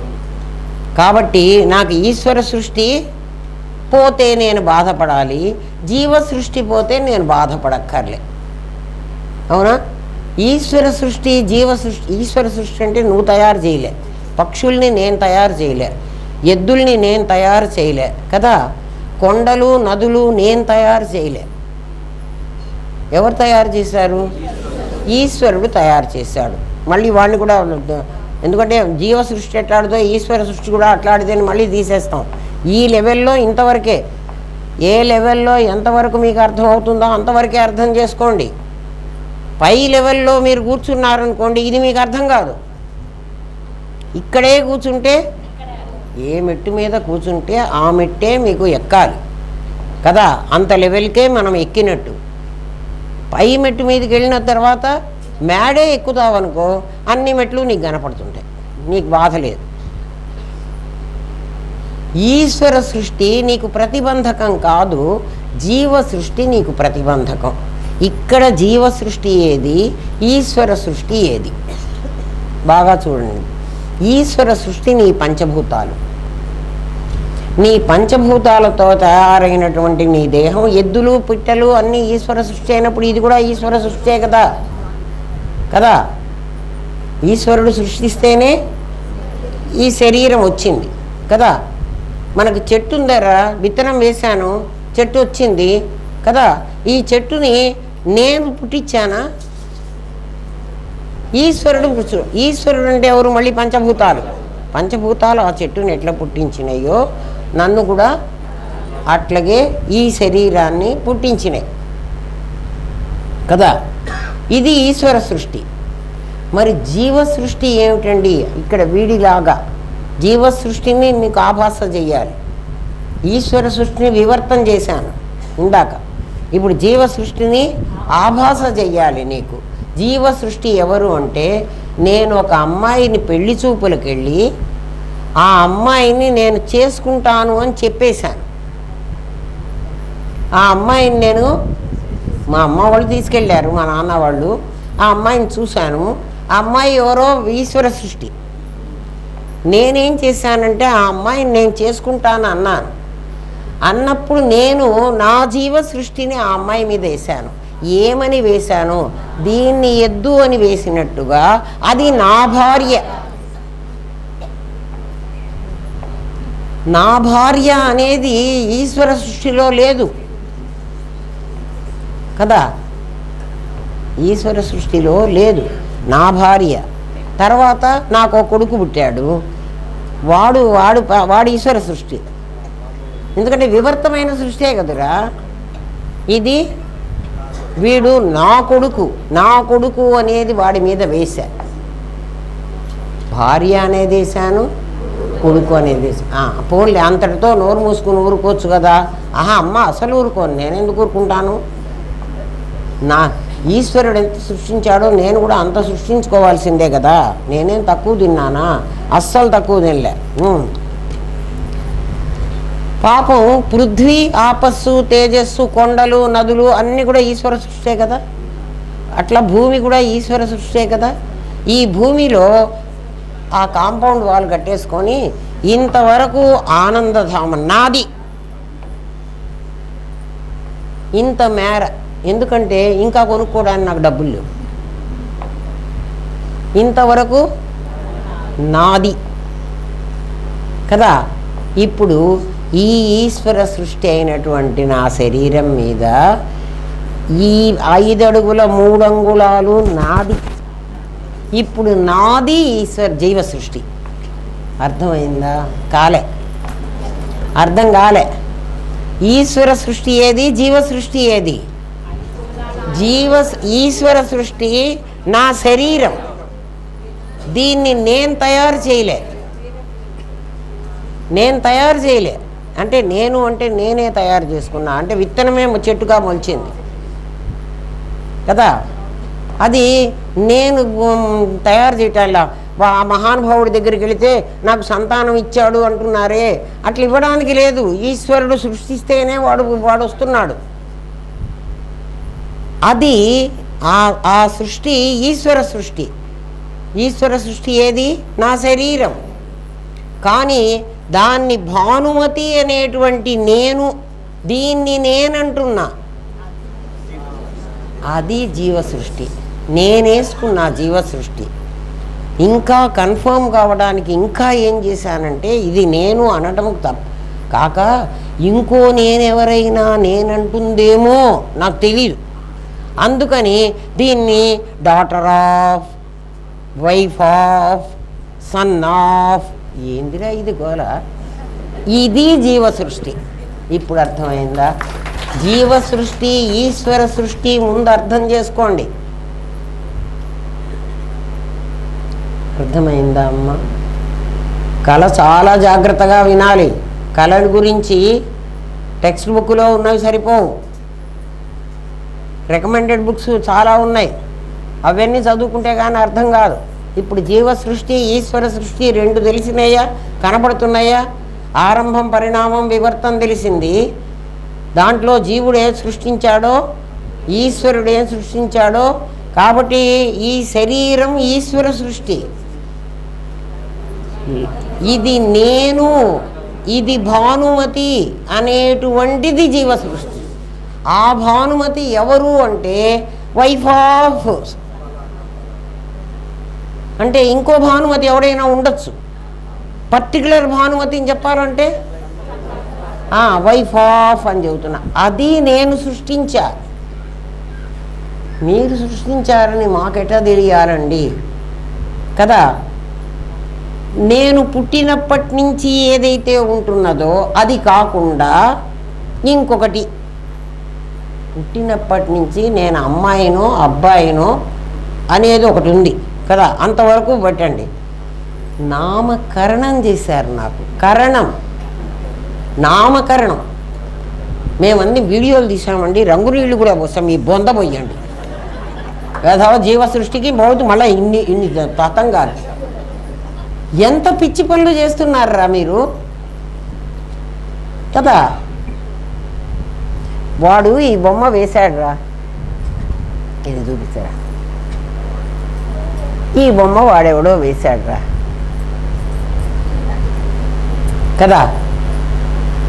ఆ బొమ్మని యాజ్ ఇట్ ఈజ్ నువ్వు వాడుకో, నాకు బాధ లేదు కదా. దీని మీద ఉండండి. ఎద్దులు నా తెల్లగా ఉంటే బాగుండలేదండి, వీటికి కొంచెం ఏవైనా నువ్వు రంగు నీళ్ళు పోయటం అది, నువ్వు ఫోటోలు తీయటం అది. నామకరణం అని చేశాడు. నామకరణం అనే పేరుతో వాడు నాకేం చేశాడంటే మళ్ళీ మా అమ్మ మా నాన్నే చేశారులే, నా మీద వాళ్ళు నా కూతురు అనే జీవ సృష్టి వేసుకుని, నా కూతురు అంటే అందరూ నా కూతురు నా కూతురు నా కూతురు అంటారు కదా కదా అందరు అంటారు కదా. అట్లా అనకుండా ఉండడం కోసమని వాళ్ళు ఏం చేశారు, నాకు ఒక పేరు తగిలిచ్చారు. అట్లాంటి పేరు వాడు కూడా పెట్టుకోవచ్చు, ఇంకోటి కూడా పెట్టుకోవచ్చు. మరి అట్లా పెట్టుకుంటే ఎట్లా? అందుకని డాటర్ ఆఫ్, సన్ ఆఫ్ అంటే ఆ పర్టికులర్ వాడు ఒక్కడే ఉంటాడు. ఇప్పుడు మిమ్మల్ని మీరు చెప్తారు చూడండి, మీ సంక్షేమ పథకాలు ఇచ్చేవాళ్ళు తంబు వేయమన్నారమ్మా, ఒక తంబేసి రావాలి. తంబని బాగా వచ్చింది అంద ఇంగ్లీష్ మాట. అందరు తంబు ఎందుకు వేస్తున్నామంటే నీ తంబు లాంటి తంబు ఇంకా ప్రపంచంలో ఎవరికి ఉండదు కదా. నీ తంబు లాంటి తంబు ప్రపంచంలో అందరికీ కళ్ళు ఉన్నాయి కదా. మనం ఎయిర్పోర్ట్లో వెళ్ళగానే మేడం ఒకసారి ఈ కెమెరా చూడండి అంటాడు. అంటే నీ కంట్లో ఒక ప్రత్యేకత ఉంది, ఆ కన్ను మ్యాచ్ అయితేనే ఆ ఫోటో ఒప్పుకుంటుంది. అంటే ప్రతి ఒక్కడి కళ్ళు వేరే వేరే ఉన్నాయి కదా, ఒకలాగా లేవు కదా. ఈశ్వరుడు ఎంత గొప్పవాడో చూడండి. అందరికీ కళ్ళు, ముక్కులు, చెవులు, కాళ్ళు, చేతులు అన్నీ ఉన్నాయి. అన్ని కొలతలు కూడా సేమ్ ఉన్నాయి.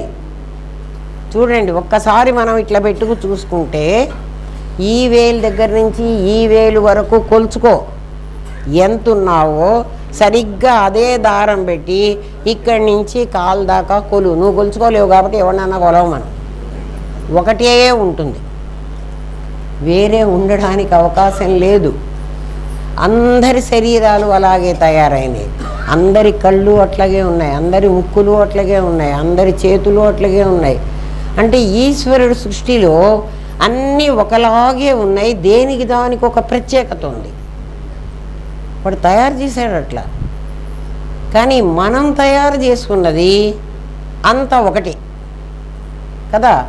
మనం తయారు చేసే నా భార్య అంటే వాడు నా భార్య అంటాడు, వీడు నా భార్య అంటాడు, వీడు నా భార్య అంటాడు, వాడు కూడా నా భార్య అంటాడు. అంటే ఆమె నెత్తిన ఏమేశాడు? ఆ భార్య. ఆమె వీడి నెత్తిన ఏమేసింది? భర్త భార్యలు అసలు లేరు,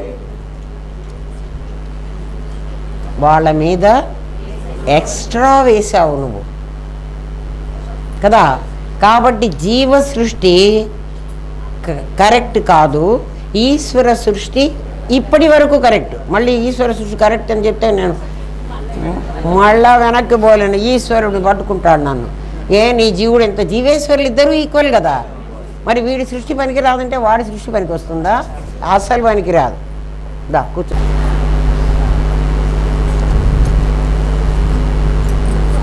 ఇప్పుడు జీవ సృష్టి ఈశ్వర సృష్టి అర్థమైంది కదా అమ్మ మనకి.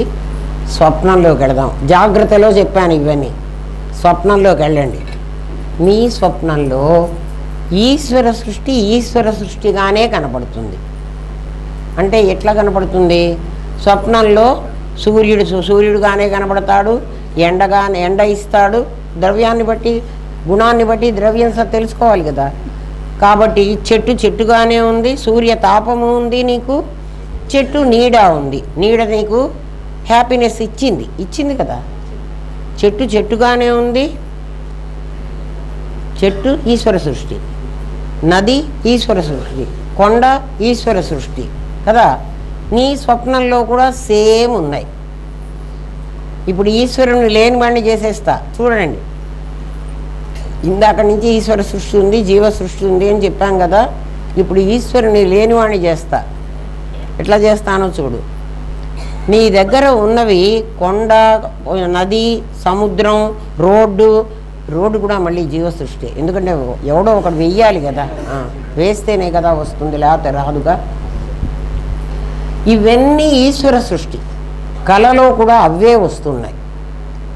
కళలో అవి ఇక్కడ ఏమి ఇస్తున్నాడో అక్కడ నాకు సేమ్ ఎక్స్పీరియన్స్ ఇస్తున్నాడు. ఎవడు? ఈశ్వరుడు. అంటే ఆ వస్తువు లక్షణం అదే. కల్లో కూడా అది అట్లాగే ఉంటుంది. చెట్టుగానే ఉండాలి, చెట్టు నీడ ఇవ్వాలి, నీడ నాకు హాయిని ఇవ్వాలి. కళలో ఇవన్నీ కూడా అవే వస్తాయి కాదా అండి? మీ కళలో చెట్టు కొండగాను, కొండ ఇంకో నదిగాను కనపడుతుందా? అవన్నీ అట్లాగే కనపడాలి. మరి ఎవరు మారుతున్నారు అంటే మనుషులు మారుతున్నారు, జీవ సృష్టులు మారుతున్నాయి. నిన్నటి కళలో ఒక జీవ సృష్టి వచ్చింది, ఇవాల్టి కళలో ఇంకో జీవ సృష్టి వచ్చింది. అవునా కదా? కళలో నిన్న వచ్చిన కళే ఇవాళ వస్తుందా మనకు? రాదు కదా. నిన్నటి కళ వేరు, ఈరోజు కళ వేరు, సేమ్ కళ రాదు. ఈ కళలో కనపడే మనుషులందరూ ఒకళ్ళు వస్తూ ఉంటారు, ఒకళ్ళు పోతూ ఉంటారు.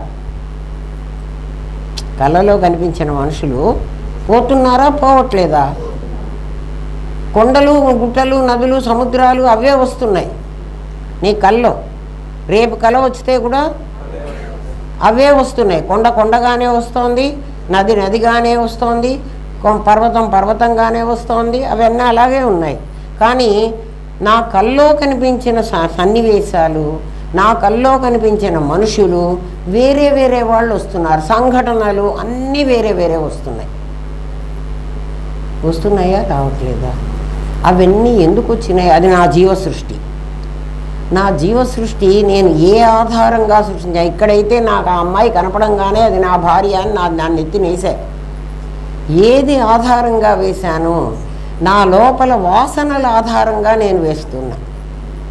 ఇది కూడా నువ్వు వాసన ఆధారంగానే వేశావు. ఏం వాసన ఆధారంగా? ఒక అమ్మాయిని పెళ్లి చూపులకు వెళితే ఆ అమ్మాయిని కనుక నేను పెళ్లి చేసుకుంటే అది నాకు భార్య అవుతుంది అని ఇంతకుముందు ఈ ప్రపంచంలో నీకు ఒక వాసన తెలుసు. నీకు ఎవ్వడు చెప్పలే. ఎవరన్నా చెప్పాడా? ఎవ్వడు చెప్పలే, నువ్వే వేసుకున్నావు భార్య అని. అట్లా అక్కడ కూడా నీ లోపల చిత్తసాగరంలో అనేక వాసనలు ఉన్నాయి. ఆ వాసనలన్నీ తీసుకొచ్చి దాని మీద వేశావు. ఎవరి మీద? ఆ ఈశ్వర సృష్టిలో. నేను చెట్టు కింద ఎండలో నడిచొచ్చాను, చెట్టు కింద నిలబడ్డాను. ఎండలో నాకు చాలా ఆ తాపం కలిగింది. చెట్టు కిందికి వచ్చేటప్పటికి హాయిగా అనిపించింది. కానీ నడిచిన మనిషిని నేను వేరే. పోనీ నేను నడవలేదు, ఎవడో ఒకడు నడిచిపోతున్నాడు, వాడు చెట్టు కింద పడుకున్నాడు, ఆ చెట్టు మించి ఒక పండు రాలి వాడిని ఎత్తిన పడింది. ఇప్పుడు వాణ్ణి సృష్టించింది నేనే, వాణ్ణి బాటసారి అని చెప్పేశాను. ఆ చెట్టు, ఆ సూర్యుడు, ఆ రోడ్డు అవన్నీ సృష్టించింది నేనే. అంటే నేనే ఈశ్వరుణ్ణైనాను, నేనే జీవుణ్ణైనాను. అయినానా కాలేదా? ఎక్కడ? కలలో. ఇక్కడ నాకు ఈశ్వరుడు వేరే ఉన్నాడు, జీవుడు. ఎందుకంటే నేను ఇక్కడ జీవుణ్ణి, అది జగత్తు. కలలో కాబట్టి సృష్టికర్త నేనే, నేనొక్కడే, నేనే అవన్నీ సృష్టించా. మరి నిన్ను అహం బ్రహ్మాస్మి అని నువ్వు అంటే ఎందుకురా నువ్వు నమ్మలేక వస్తున్నావు? నువ్వే పరమాత్మవిరా అంటే మరి భగవంతుడు చేసిన పని ఏమిటి? సృష్టించాడు, నువ్వు సృష్టించావు.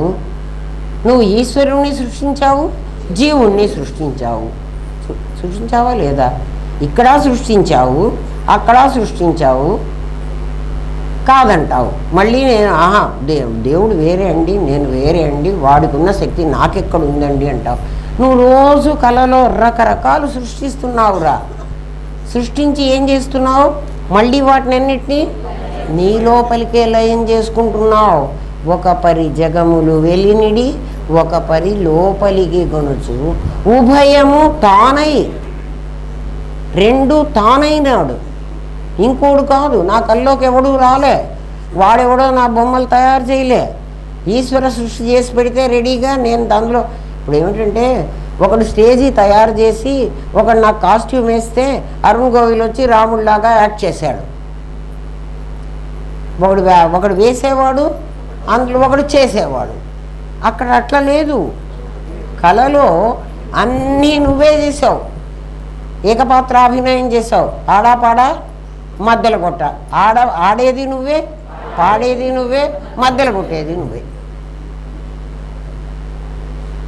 ఇక్కడ కూడా నువ్వేరా,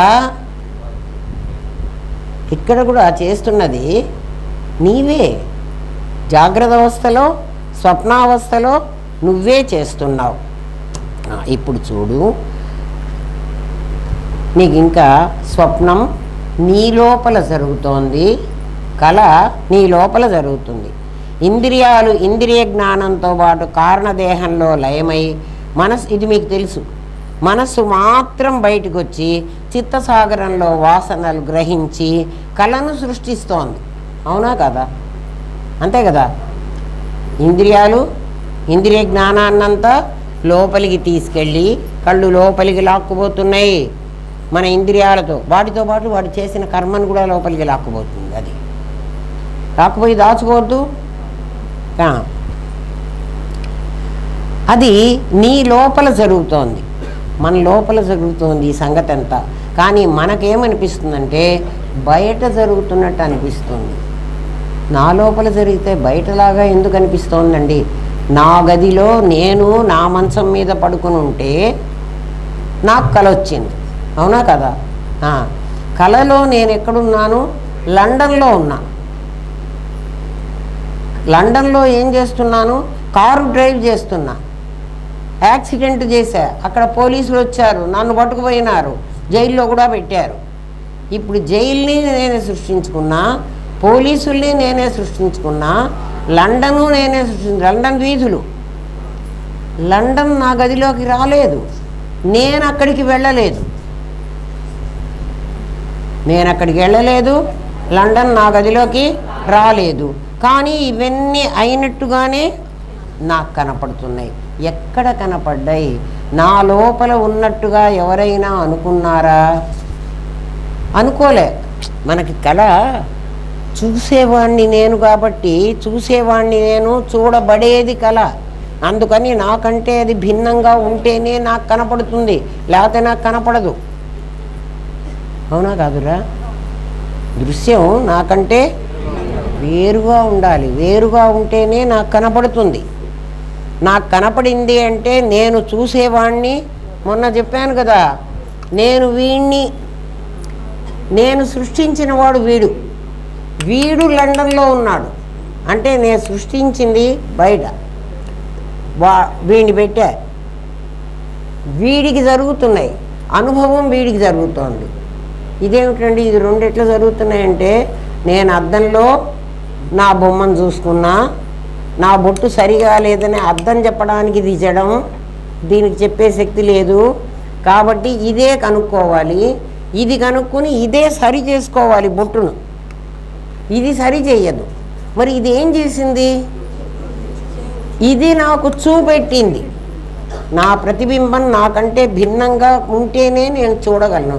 ఇప్పుడు నా కళ ఎక్కడ జరుగుతోందంటే నాకంటే వేరుగా జరగాలి.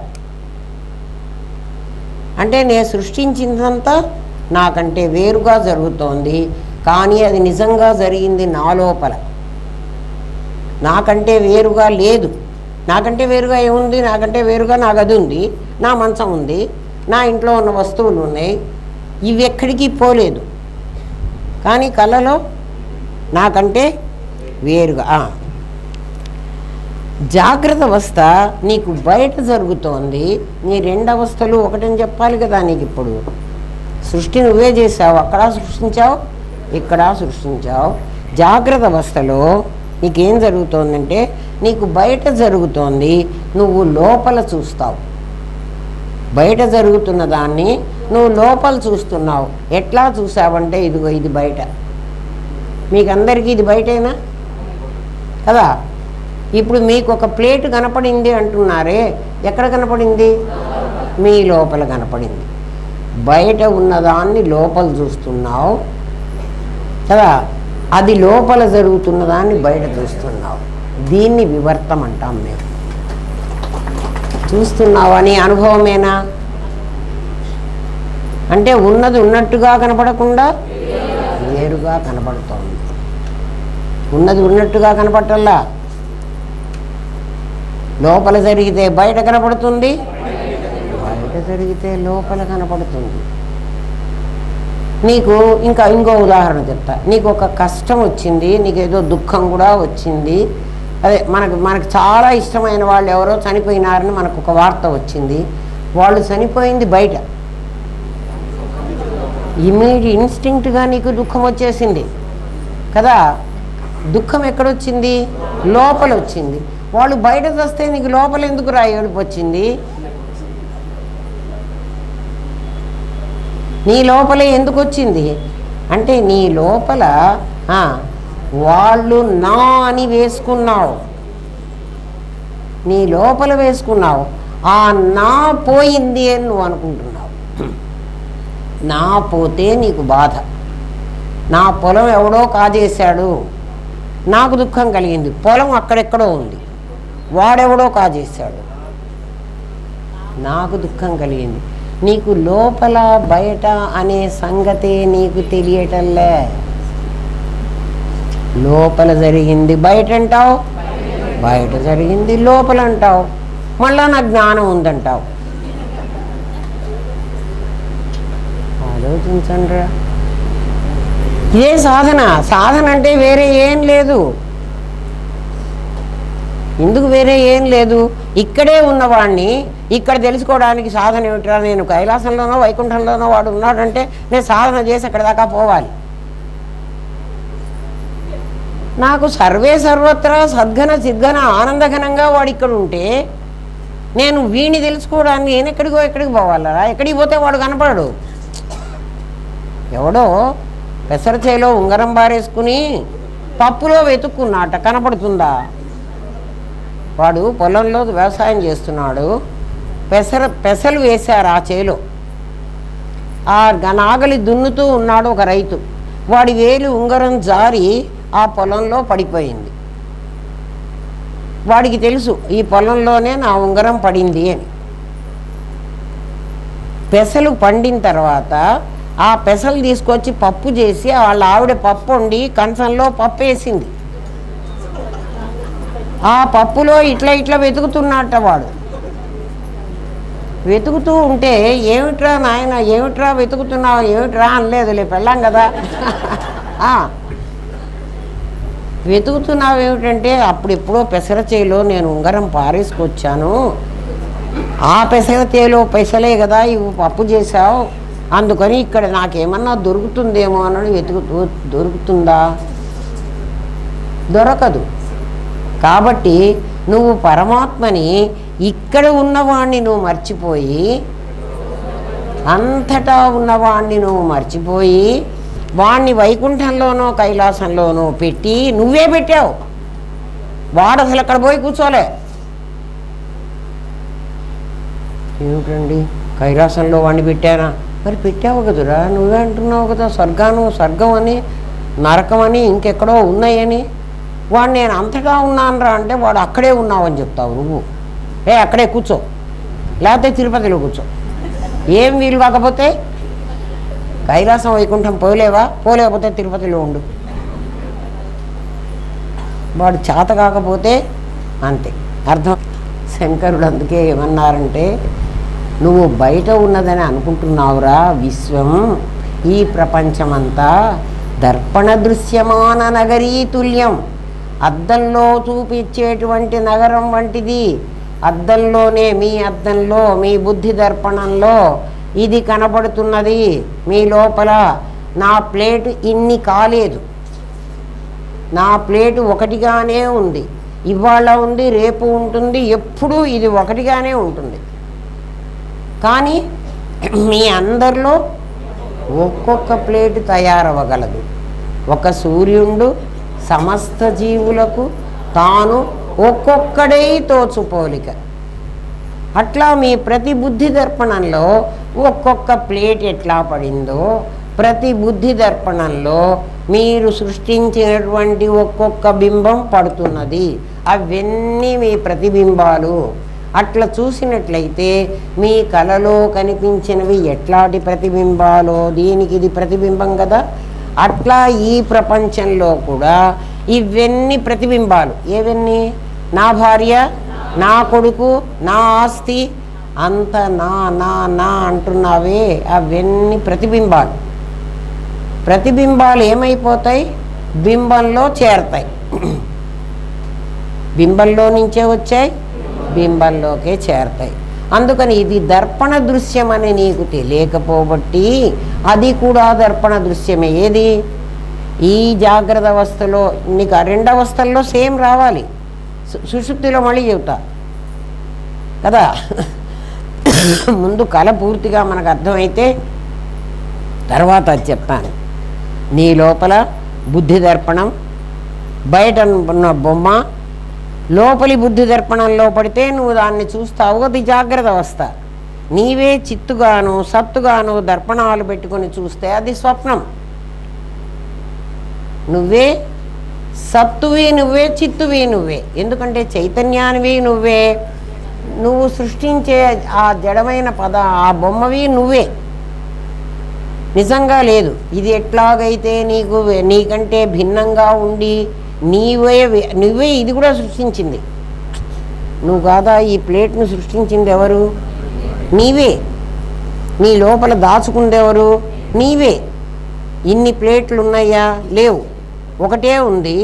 ఇన్ని రకాలుగా ఇంతమంది లోపల ఈ ప్లేట్ వెళ్ళి కూర్చుంది. ఇది వెళ్ళగలదా? ఇది ఏమైతే వెళ్ళగలదు? ఇది ఆభాస అయితే వెళ్ళగలదు. అది బాగా ఉన్నారు, అలర్ట్గా ఉన్నారు పిల్లలు, బాగున్నారు. ఇది ఆభాస అయితేనే వెళ్ళగలదు. కాబట్టి నీకు కళలోకి వచ్చింది అంటున్నావే, నీకు కళ కనిపించింది, నాకు చాలా రకరకాల కళలు వచ్చినాయని, అవన్నీ ఆభాసలైతేనే వెళ్ళగలవు. ఇది ఆభాసే, అది ఆభాసే. ఆభాస కాకుండా అసలు కనపడడానికి వీల్లేదు. ఇప్పుడు ఇది ఆభాస కాకపోతే నీ లోపలికి రాలేదమ్మా. ఇది యాజ్ ఇట్ ఈజ్ నీ లోపలికి రావాలంటే ఎవడన్నా ఒక డాక్టర్ రావాలి, దాన్ని నీ శరీరాన్ని చీల్చాలి, దాని లోపలికి దీన్ని పెట్టాలి. అట్లా పెడితే ఇంతమంది లోపల ఇన్ని ప్లేట్లు, ముందు ఇంకో కంసల వాడు వీటన్ని తయారు చేయాలి, తలా ఒకటి పెట్టమంటే. పైగా పెడితే ఇంకొక తిప్పలు ఏముందంటే, నీ శరీరంలో ఇంకో సజాతి కాని వాటి వస్తువు కనుక లోపల పెట్టానంటే అది ఇముడ్చుకోదు. చిన్న ముళ్ళు గుచ్చుకుంటే మనం తీయకుండా వదిలేస్తే 2 రోజులకి చీంబట్టి మన శరీరమే ఆ ముళ్ళును బయటికి నెట్టేస్తుంది కదా. లేకపోతే ఆ ముళ్ళు మరి బాధిస్తుంది. ఎంత ముళ్ళు ఎంతది? ఇంత ప్లేట్ మీ లోపల ఉంటే మీరు బతుకుతారా? అస్సలు బతకరు.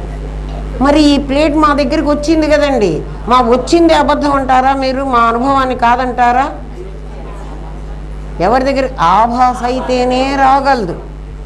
అట్లా నీ స్వప్నంలో కూడా ఆభాస అయితేనే నీకు కనపడాలి. అది నీకంటే భిన్నంగా కనపడాలంటే అది ఖచ్చితంగా ఆభాస అవ్వాలి. నీ జాగ్రత్త అవస్థని స్వప్నావస్థని ఏకం చేస్తున్నాం. ఇక్కడ మిమ్మల్ని మెల్లమెల్లగా మోసం చేసి దింపుతున్నాం. దింపితే తప్ప మీరు అన్నీ ఒకటి కాదు. అందుకని చూడండి. ఏమ్మా, గదిలో మంచం మీద పడుకున్న నీకు లండన్ వీధుల్లో కారు నడుపుతున్నట్టు కలొస్తే నువ్వు లండన్కి వెళ్ళావా? లండన్ నీ గదిలోకి వచ్చిందా? స్వప్నంలో జాగ్రత్తలో కూడా నీవు సాక్షిగా చూస్తున్నవాడివే. దేహ తాదాత్మ్యం వల్ల నీ సాక్షిత్వాన్ని మర్చిపోయినావు. నీకు జరిగింది ఏమిటి అంటే, ఈ నాదితో తాదాత్మ్యం పొందటం వల్ల, ఏ నాదితో తాదాత్మ్యం పొందాను? కల్లో. ఇక్కడేమో దీంతో తాదాత్మ్యం పొందాను. ఇక్కడ కూడా నేను శరీరంతో తాదాత్మ్యం పొందలే, నేను సృష్టించుకున్న నాదితో. నేను సృష్టించుకున్న నాది ఎవరు? భానుమతి.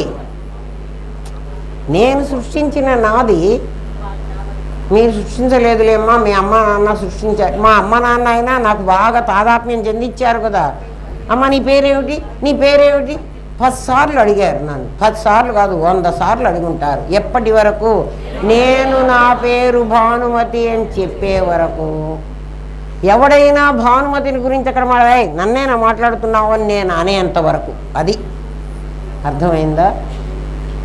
దాన్ని తాదాత్మ్యం అంటున్నా నేను. తాదాత్మ్యం అంటే ఏంటి? దానితో నేను కలిసిపోయినా. అట్లా నా కలలో నేను చూస్తున్నవాడిని, నిజంగా నువ్వు చూస్తున్నవాడివి, నేను చూస్తున్నవాడిని, నాకు కూడా అనుభవంగా తెలియాలి కదండి. మీరు ఊరికే నేను చూస్తున్నవాడివి అంటే ఎట్లా? తెల్లవారు నువ్వు నిద్రలేసి నాకు కల వచ్చింది, నేను కల కన్నాను అని చెబుతున్నావు కదరా. నువ్వేం చెప్తున్నావు? కలను కన్నాను అంటున్నావు. కనడం అంటే ఏమిటి? చూడడమే కదా. నువ్వు కళ చూడకపోతే నీకు ఇప్పుడు ఎట్లా జ్ఞాపకం వస్తుంది? జ్ఞాపకం వచ్చింది కదా, కళ కన్నావు. జాగ్రత్త, స్వప్న, సుషుప్తి అనే మరో ఇంకో అవస్థ వచ్చింది. ఇక్కడ టైం అయిపోతుంది కానీ చెప్తాను. సుషుప్తి అనే ఇంకొక అవస్థ రేపు కూడా ఉందిగా మనకు, కానీ చాలా ఉందిరా. ఇది అంత తొందరగా అయిపోదు, ఎందుకంటే మనకు అనుభవ పాఠం. ఇది అనుభవం కావాలి ప్రతి ఒక్కడికి. ఇది నాకు అనుభవంలోకి రాలేదు అంటే మరి అసలు భగవంతుడు పెట్టిందే కళ మనకు అందుకోసమే, నీకు అనుభవానికి రావాలనే పెట్టాడు. దాని గురించి సరిగ్గా తెలిస్తే నీకు అది అనుభవంలోకి వస్తుంది. సుషుప్తి అనే మరొక అవస్థ ఉంది. ఈ సుషుప్తి అవస్థలో ఏం జరుగుతోంది అంటే, ఇంద్రియాలు వాటి తాలూకు జ్ఞానాన్నంతా దాచుకున్నాయి. అందుకని సుషుప్తిలో నాకు అసలు ఏమీ తెలియటం లేదు. ఏమీ తెలియటం లేదంటే నాకు కనపడేటువంటి దృశ్యం లేదు. దృశ్యాన్ని సృష్టించే నా మనస్సు లేదు. నాకు మనస్సు ఉందా? లేదు. మరి ఏముంది? సుషుప్తిలో నేను హాయిగా ఉన్నాను అన్నానే. ఇక్కడ ఏ జ్ఞానమైతే నా నఖసిక పర్యంతం ఉందో ఆ జ్ఞానం అక్కడుంది. ఆ జ్ఞానం అక్కడ ఉండి ఏం చేస్తోందంటే, ఇక్కడ ఈ ఇంద్రియాలు లేవు, వీడి తాలూకు సృష్టులు జరగటం లేదు. అంటే ఈశ్వర సృష్టి జరగట్లే, జీవ సృష్టి జరగటంలే. మరి ఏముందిరా? ఈశ్వర సృష్టి, జీవ సృష్టి లేకపోతే పరమాత్మ ఉండాలి కదా. అంటే సృష్టి జరగక ముందు ఏముందో అది ఉండాలి. సృష్టి జరగక ముందు ఏముంది? తస్మాదేతస్మాదాత్మనః ఆకాశ సంభూత. సృష్టి జరగక ముందు ఆకాశమే ఉంది. ఆకాశమే ఎందుకు ఉంది? ఆకాశం ఉండకపోతే అన్ని సృష్టులు జరగాలంటే అవకాశం రావాలి. ఒక ఖాళీ స్థలం లేకపోతే మీరందరూ ఎట్లా వచ్చి కూర్చుంటారు? మీరు జీవ సృష్టి చేసినా, ఈశ్వర సృష్టి చేసినా ఇక్కడ ఆకాశం ఉండాలి. సృష్టి జరగక ముందు కళలో సృష్టి జరిగింది, జాగ్రత్తలో సృష్టి జరిగింది. అవును కదా, అందరు ఒప్పుకున్నారు కదా. సృష్టి జరిగింది. ఏ సృష్టిలు జరిగాయి? రెండూ జరిగినాయి. ఈశ్వర సృష్టి ఉంది, జీవ సృష్టి ఉంది కదా. ఈశ్వర సృష్టి దానికే తయారైంది, జీవ సృష్టి నువ్వు తయారు చేసింది. రెండూ ఉన్నాయి. జీవ సృష్టి, ఈశ్వర సృష్టి స్వప్నంలో, జాగ్రత్తలో ఉన్నాయి. సుషుప్తిలో లేవు, సృష్టి లేదు. సృష్టి లేకపోగా ఏముంది అంటే ఖాళీ ఉంది, ఆకాశం ఉంది. ఆకాశం ఉంది అంటే నువ్వు అంటున్నావు ఏమీ లేదంటున్నావు. ఏమీ లేదంటే జీవ సృష్టి లేదు దాంట్లో కదా. నువ్వున్నావా లేవా? నేనున్నానని నాకెట్ట తెలుసండి? నువ్వు హాయిగా నిద్రపోయినానంటున్నావు. ఈ సృష్టి లేకపోతే నీకు హాయి ఉంటుంది. సృష్టి ఉంటే నీకు హాయి ఉండదు. ఏ సృష్టి ఉంటే హాయి ఉండదు? ఆ రెండు అట్లాంటివే. నాకు కాసులు పోయినా బాధే, బంగారం పోయినా బాధే కదా. కాసులు పేరిపోతే బంగారం ఉంటుంది కాబట్టి కొంచెం బాధ ఉంటుంది. ఆ కాసుల పేరే పోయింది, మళ్ళీ ఇంకొక వడ్డాణం వస్తుంది కదా. ఇక్కడ జీవ సృష్టి లేదు, ఈశ్వర సృష్టి లేదు. రెండు సృష్టిలు లేవు అంటే సృష్టి ఏర్పడలే. సృష్టి ఏర్పడని స్థితి పరమాత్మ స్వరూపం. కాబట్టి నేను అక్కడ పరమాత్మగానే ఉన్నా. నువ్వు ప్రతి నిత్యం పరమాత్మగా ఉంటున్నావు. నిద్రపోయినప్పుడు పరమాత్మగా ఉన్నప్పుడు నీకు హాయి అనిపిస్తున్నది. అంటే సృష్టిలో నీకు హాయి లేదు కదా. అంటే నువ్వు సృష్టించుకుంటే నీకు కష్టాలు వస్తున్నాయి. ఇవన్నీ నువ్వు సృష్టించుకోకపోతే నీకు బాధలు లేవు. ఆ బాధ లేని స్థితిని నీకు చూపిస్తున్నాడు పరమాత్మ. ప్రతిరోజు నిన్ను నిద్రలో ఉంచి చూపిస్తున్నాడు. అయితే అక్కడ ఏం జరుగుతోందంటే నా జ్ఞానం ఉంది, కానీ నా జ్ఞానం అజ్ఞానం చేత ఆవరించబడింది.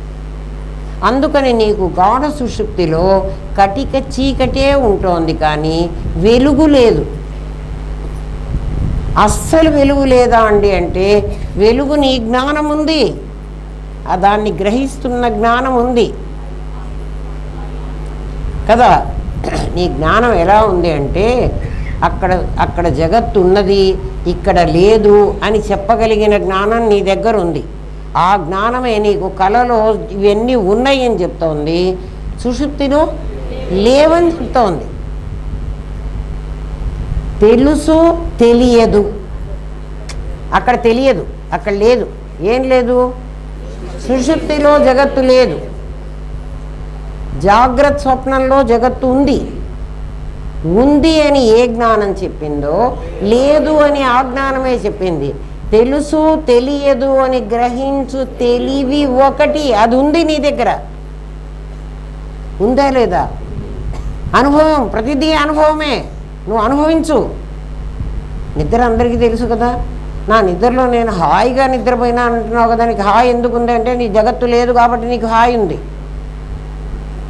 అయితే అది నేనేనని నీకు లేదు. సుషుప్తిలో ఏం జరుగుతుంది అసలు? సుషుప్తి అని దేన్ని అంటామంటే దాని డెఫినిషన్.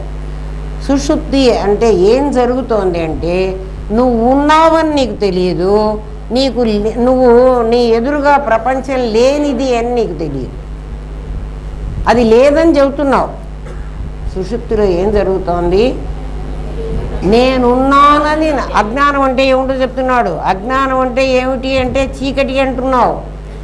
ఏమిటి చీకటి? నువ్వు వెలుగువి. న తద్భాసయతే సూర్యో న శశాంకో న పావక యద్గత్వా న నివర్తంతే. ఎందులోకి వెడితే నువ్వు మళ్ళీ తిరిగి రావో ఆ ప్రకాశం నువ్వు. ఎందుకంటే ఆ ప్రకాశం నువ్వని ఇంకా తెలియదు. ఎందుకంటే నీ జ్ఞానమే విశేషం వరకే తీసుకెళ్తున్నా, మిమ్మల్ని సామాన్యంలోకి తీసుకెళ్ళంది మీకు తెలియదు. ఇప్పుడే ప్రయత్నం చేయవాకండి. కానీ నీ తెలివి ఎక్కడుంది? ఎక్కడుంది? సుషుప్తిలో ఉంది. మరి ఏమి లేదని చెబుతోంది?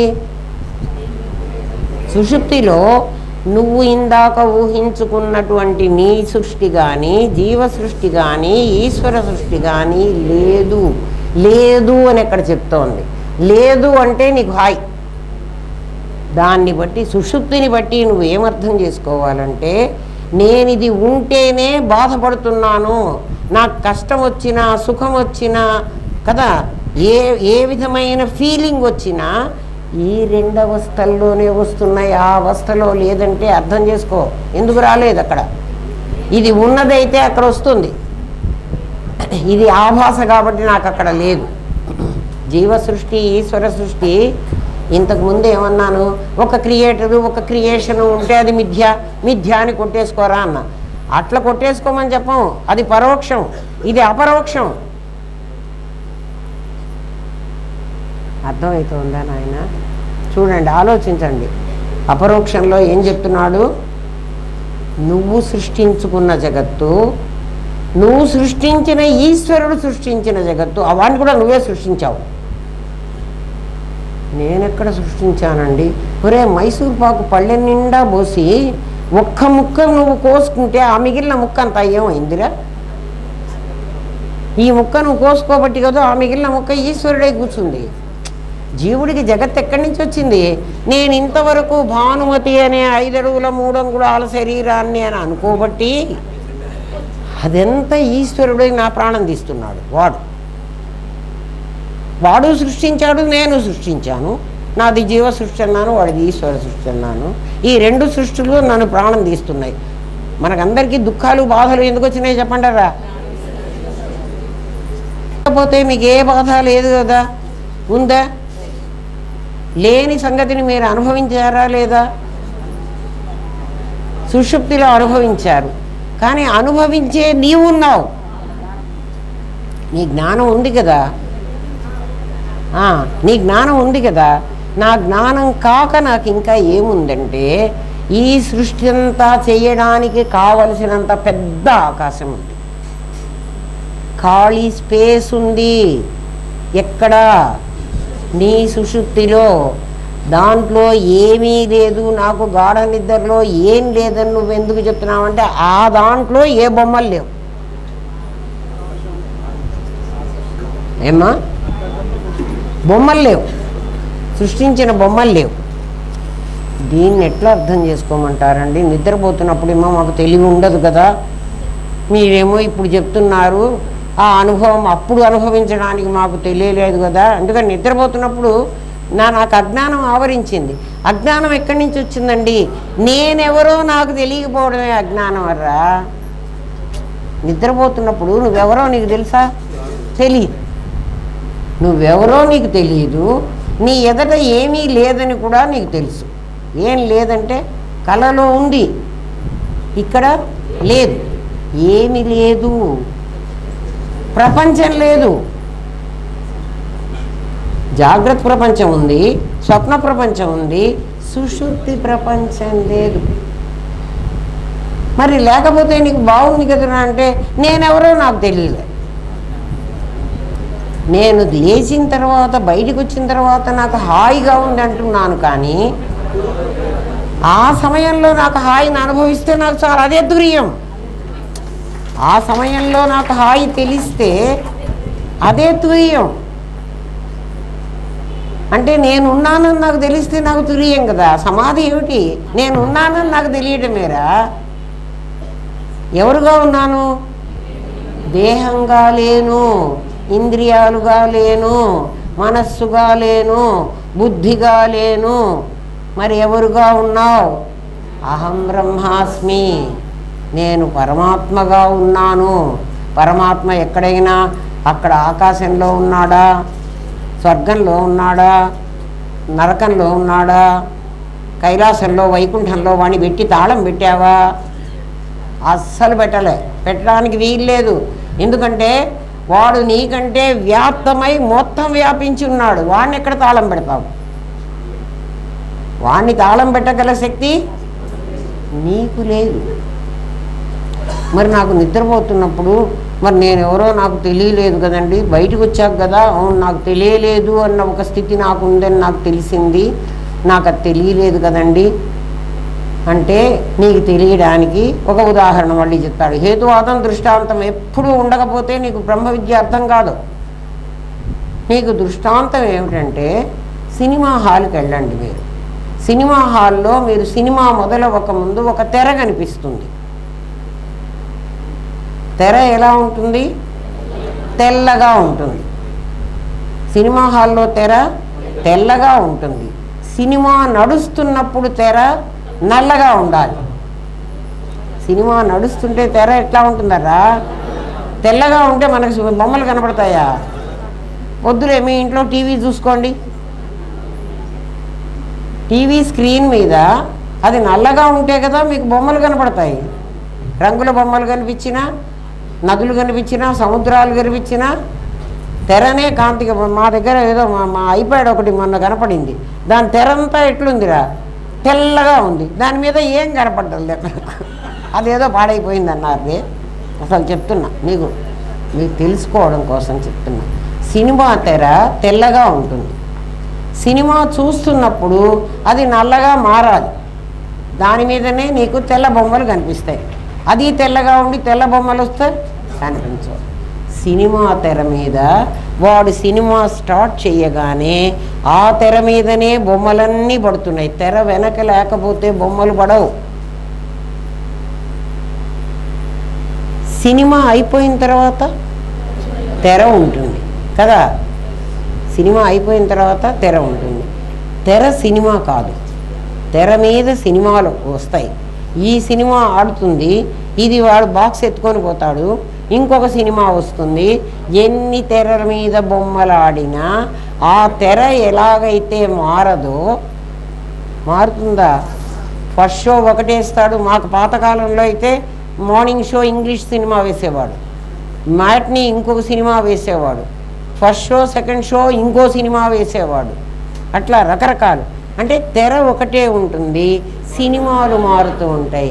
తెర ఒకటే ఉంది నీ సుషుప్తిలో, సినిమాలు, కళలు, జాగ్రత్త అవస్థలో జన్మలు మారుతున్నాయి.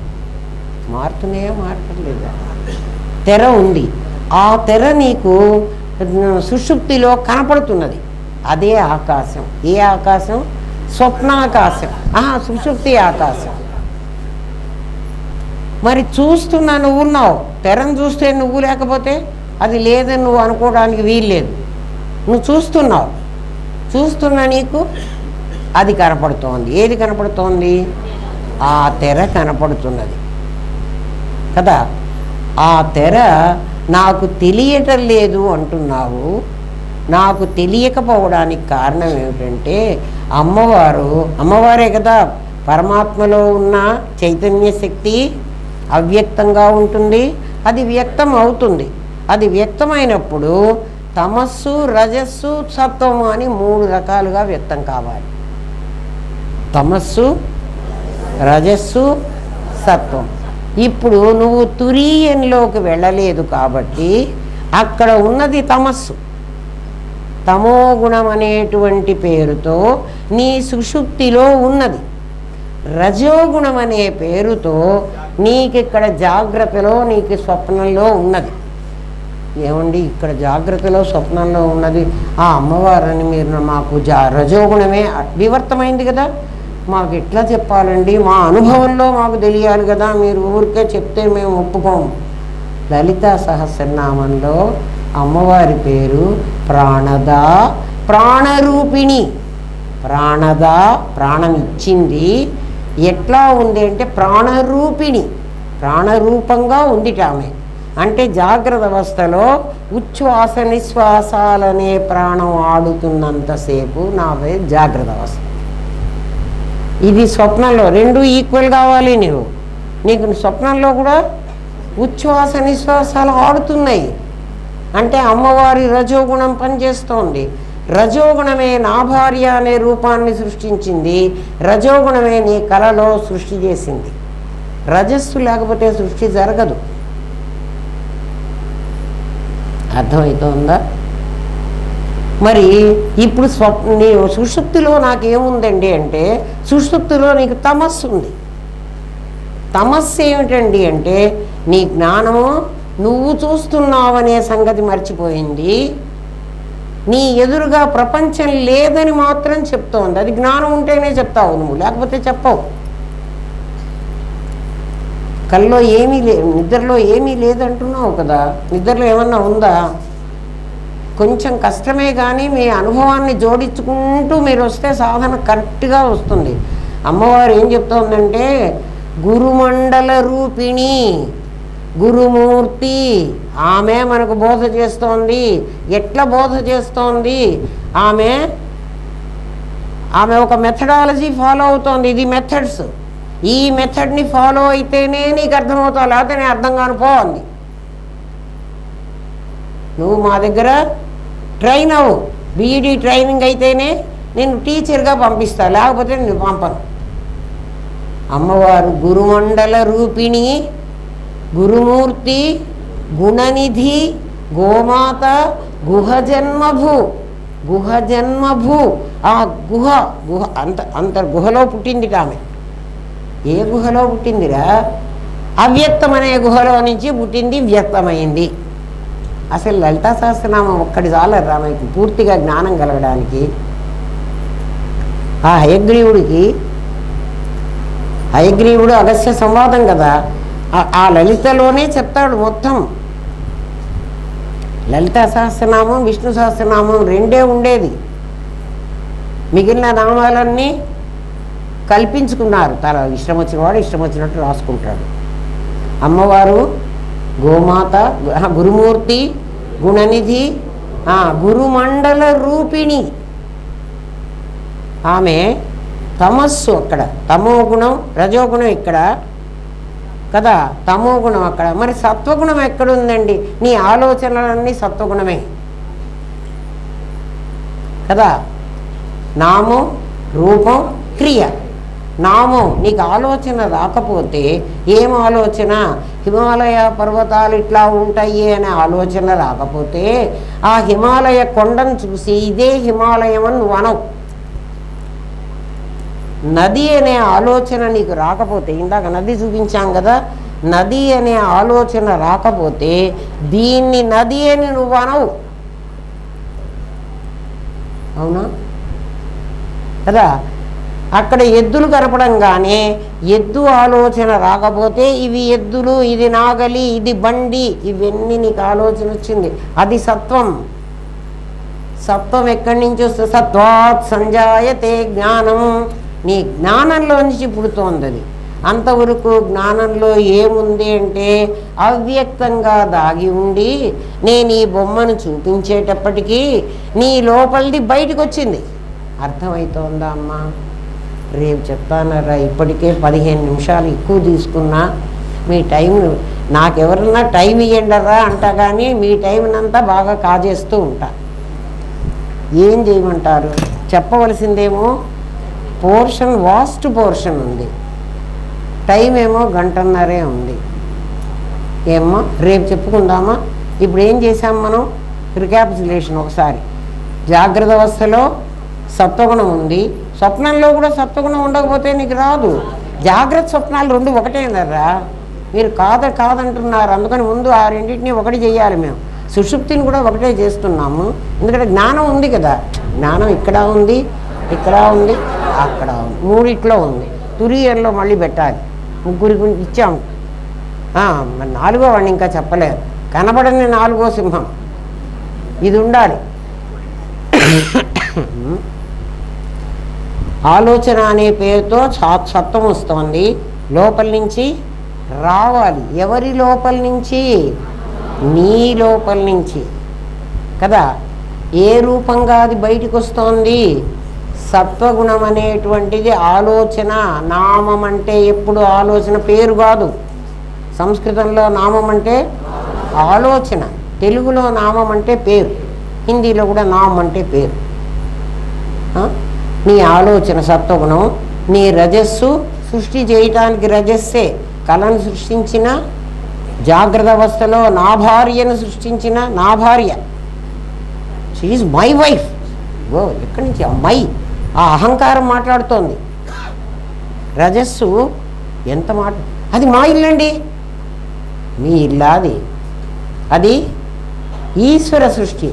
ఆ ఇల్లు నువ్వు నాది నాది అంటున్నావు కదా, కట్టింది నువ్వు కాదు. నువ్వేమి ఇటుకో మొయ్యలే, సిమెంట్ కూడా మొయ్యలే, ఏం చెయ్యలే. దూరంగా సాక్షిగా చూసావు.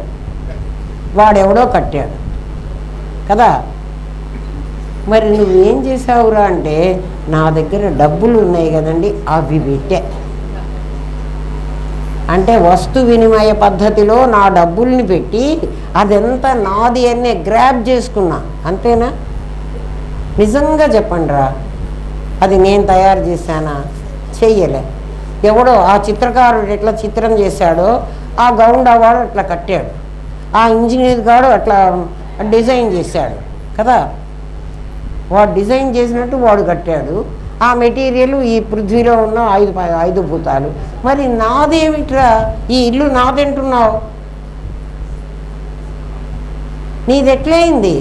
ఈ కొంప కూడా నీది కాదురా, మీ అమ్మ దగ్గర నుంచి లాక్కున్నావు. ఆమెకి ఇష్టం లేకపోయినా, ఇష్టం పాపం తల్లి వాత్సల్యంతో ఇస్తుందిలే, లేకపోయినా ఎముకలోంచి ఎముక, రక్తంలోంచి రక్తం, మాంసంలోంచి మాంసం అన్నీ లాక్కొని ఇది తయారు చేసుకుని ఈశ్వరుడు తయారు చేశాడు. ఇది ఆభాసే కదా. అందుకే ఆభాస చేసేసాం కదా. చివరికి ఏమంటున్నావు? సప్తరజస్తమో గుణాలు మూడిట్లో నీకు చివరికి సుషుప్తిలో నీకు తమస్సు కనపడుతోంది. మరి అజ్ఞానం ఎక్కడి నుంచి వచ్చిందండి నాకు అంటే, నువ్వెవరో నీకు తెలియకపోవడమే అజ్ఞానం. అది తెలిస్తే నువ్వెవరో నీకు తెలిస్తే నువ్వెవరివి? అహం బ్రహ్మాస్మి కదా. నీకు తత్వమసి అని ఎందుకు చెప్పాడు గురువు? నువ్వు పరబ్రహ్మ స్వరూపుడివి, నీకు పరబ్రహ్మ స్వరూపుడు అని తెలియలేదురా, అందుకని ఆ చీకట్లో పడి వస్తున్నావు. ఎక్కడ చీకట్లో? ఆ సుషుప్తి అనేటువంటి గాఢాంధకారంలో ఉన్నావు. ఆ అంధకారంలో నుంచి మెల్లగా చిన్న కోల్ మైన్స్ వాడు ఎట్లా చిన్న లైట్ పెట్టుకుంటాడో, ఒరే ఆ హాయిని అనుభవిస్తున్న నేను అక్కడ ఉండకపోతే ఆ ఖాళీ స్థలం నాకు తెలియదు కదురా, ఆ ఖాళీ స్థలం నాకు తెలుస్తోంది, నేను హాయిగా ఉన్నానని లేచిన తర్వాత అయినా చెప్తున్నాను. అప్పుడు నేను ఉండకపోతే నేను ఇప్పుడు ఎట్లా చెప్తాను? కాబట్టి అప్పుడు నేను ఉన్నాను. ఉన్న నేను ఎవరుగా ఉన్నాను? జ్ఞానంగా ఉన్నాను. నేను జ్ఞానం అని ఎట్లా అనుకోమంటారండి? తెలుసు తెలియదు అని గ్రహించే తెలివి ఒకటే. అది ఉందని చెప్తోంది, అది లేదని చెప్తోంది. ఆ సాక్షి మాత్ర చిద్రూపుడ నీవే నేను అని చెప్పాడు. అందుకనే గురువే సర్వస్వం. అర్థమైందా? ఎప్పుడో గురువే సర్వస్వం పాట తెలుసు మీకు. ఈ మాట ఎన్నిసార్లు పాడుకుంటూనే ఉంటారు, కానీ అనుభవానికి రాలే. ఇప్పుడు అనుభవానికి వచ్చిందా? ఎవడికి వాడికి ఇవాళ పాఠం అనుభవంలో తెలిసిందా? అది అపరోక్ష అనుభూతి. తెలియకపోతే పరోక్షమే. శ్రవణం మననం పరోక్షం, నిధిధ్యాస అపరోక్షం.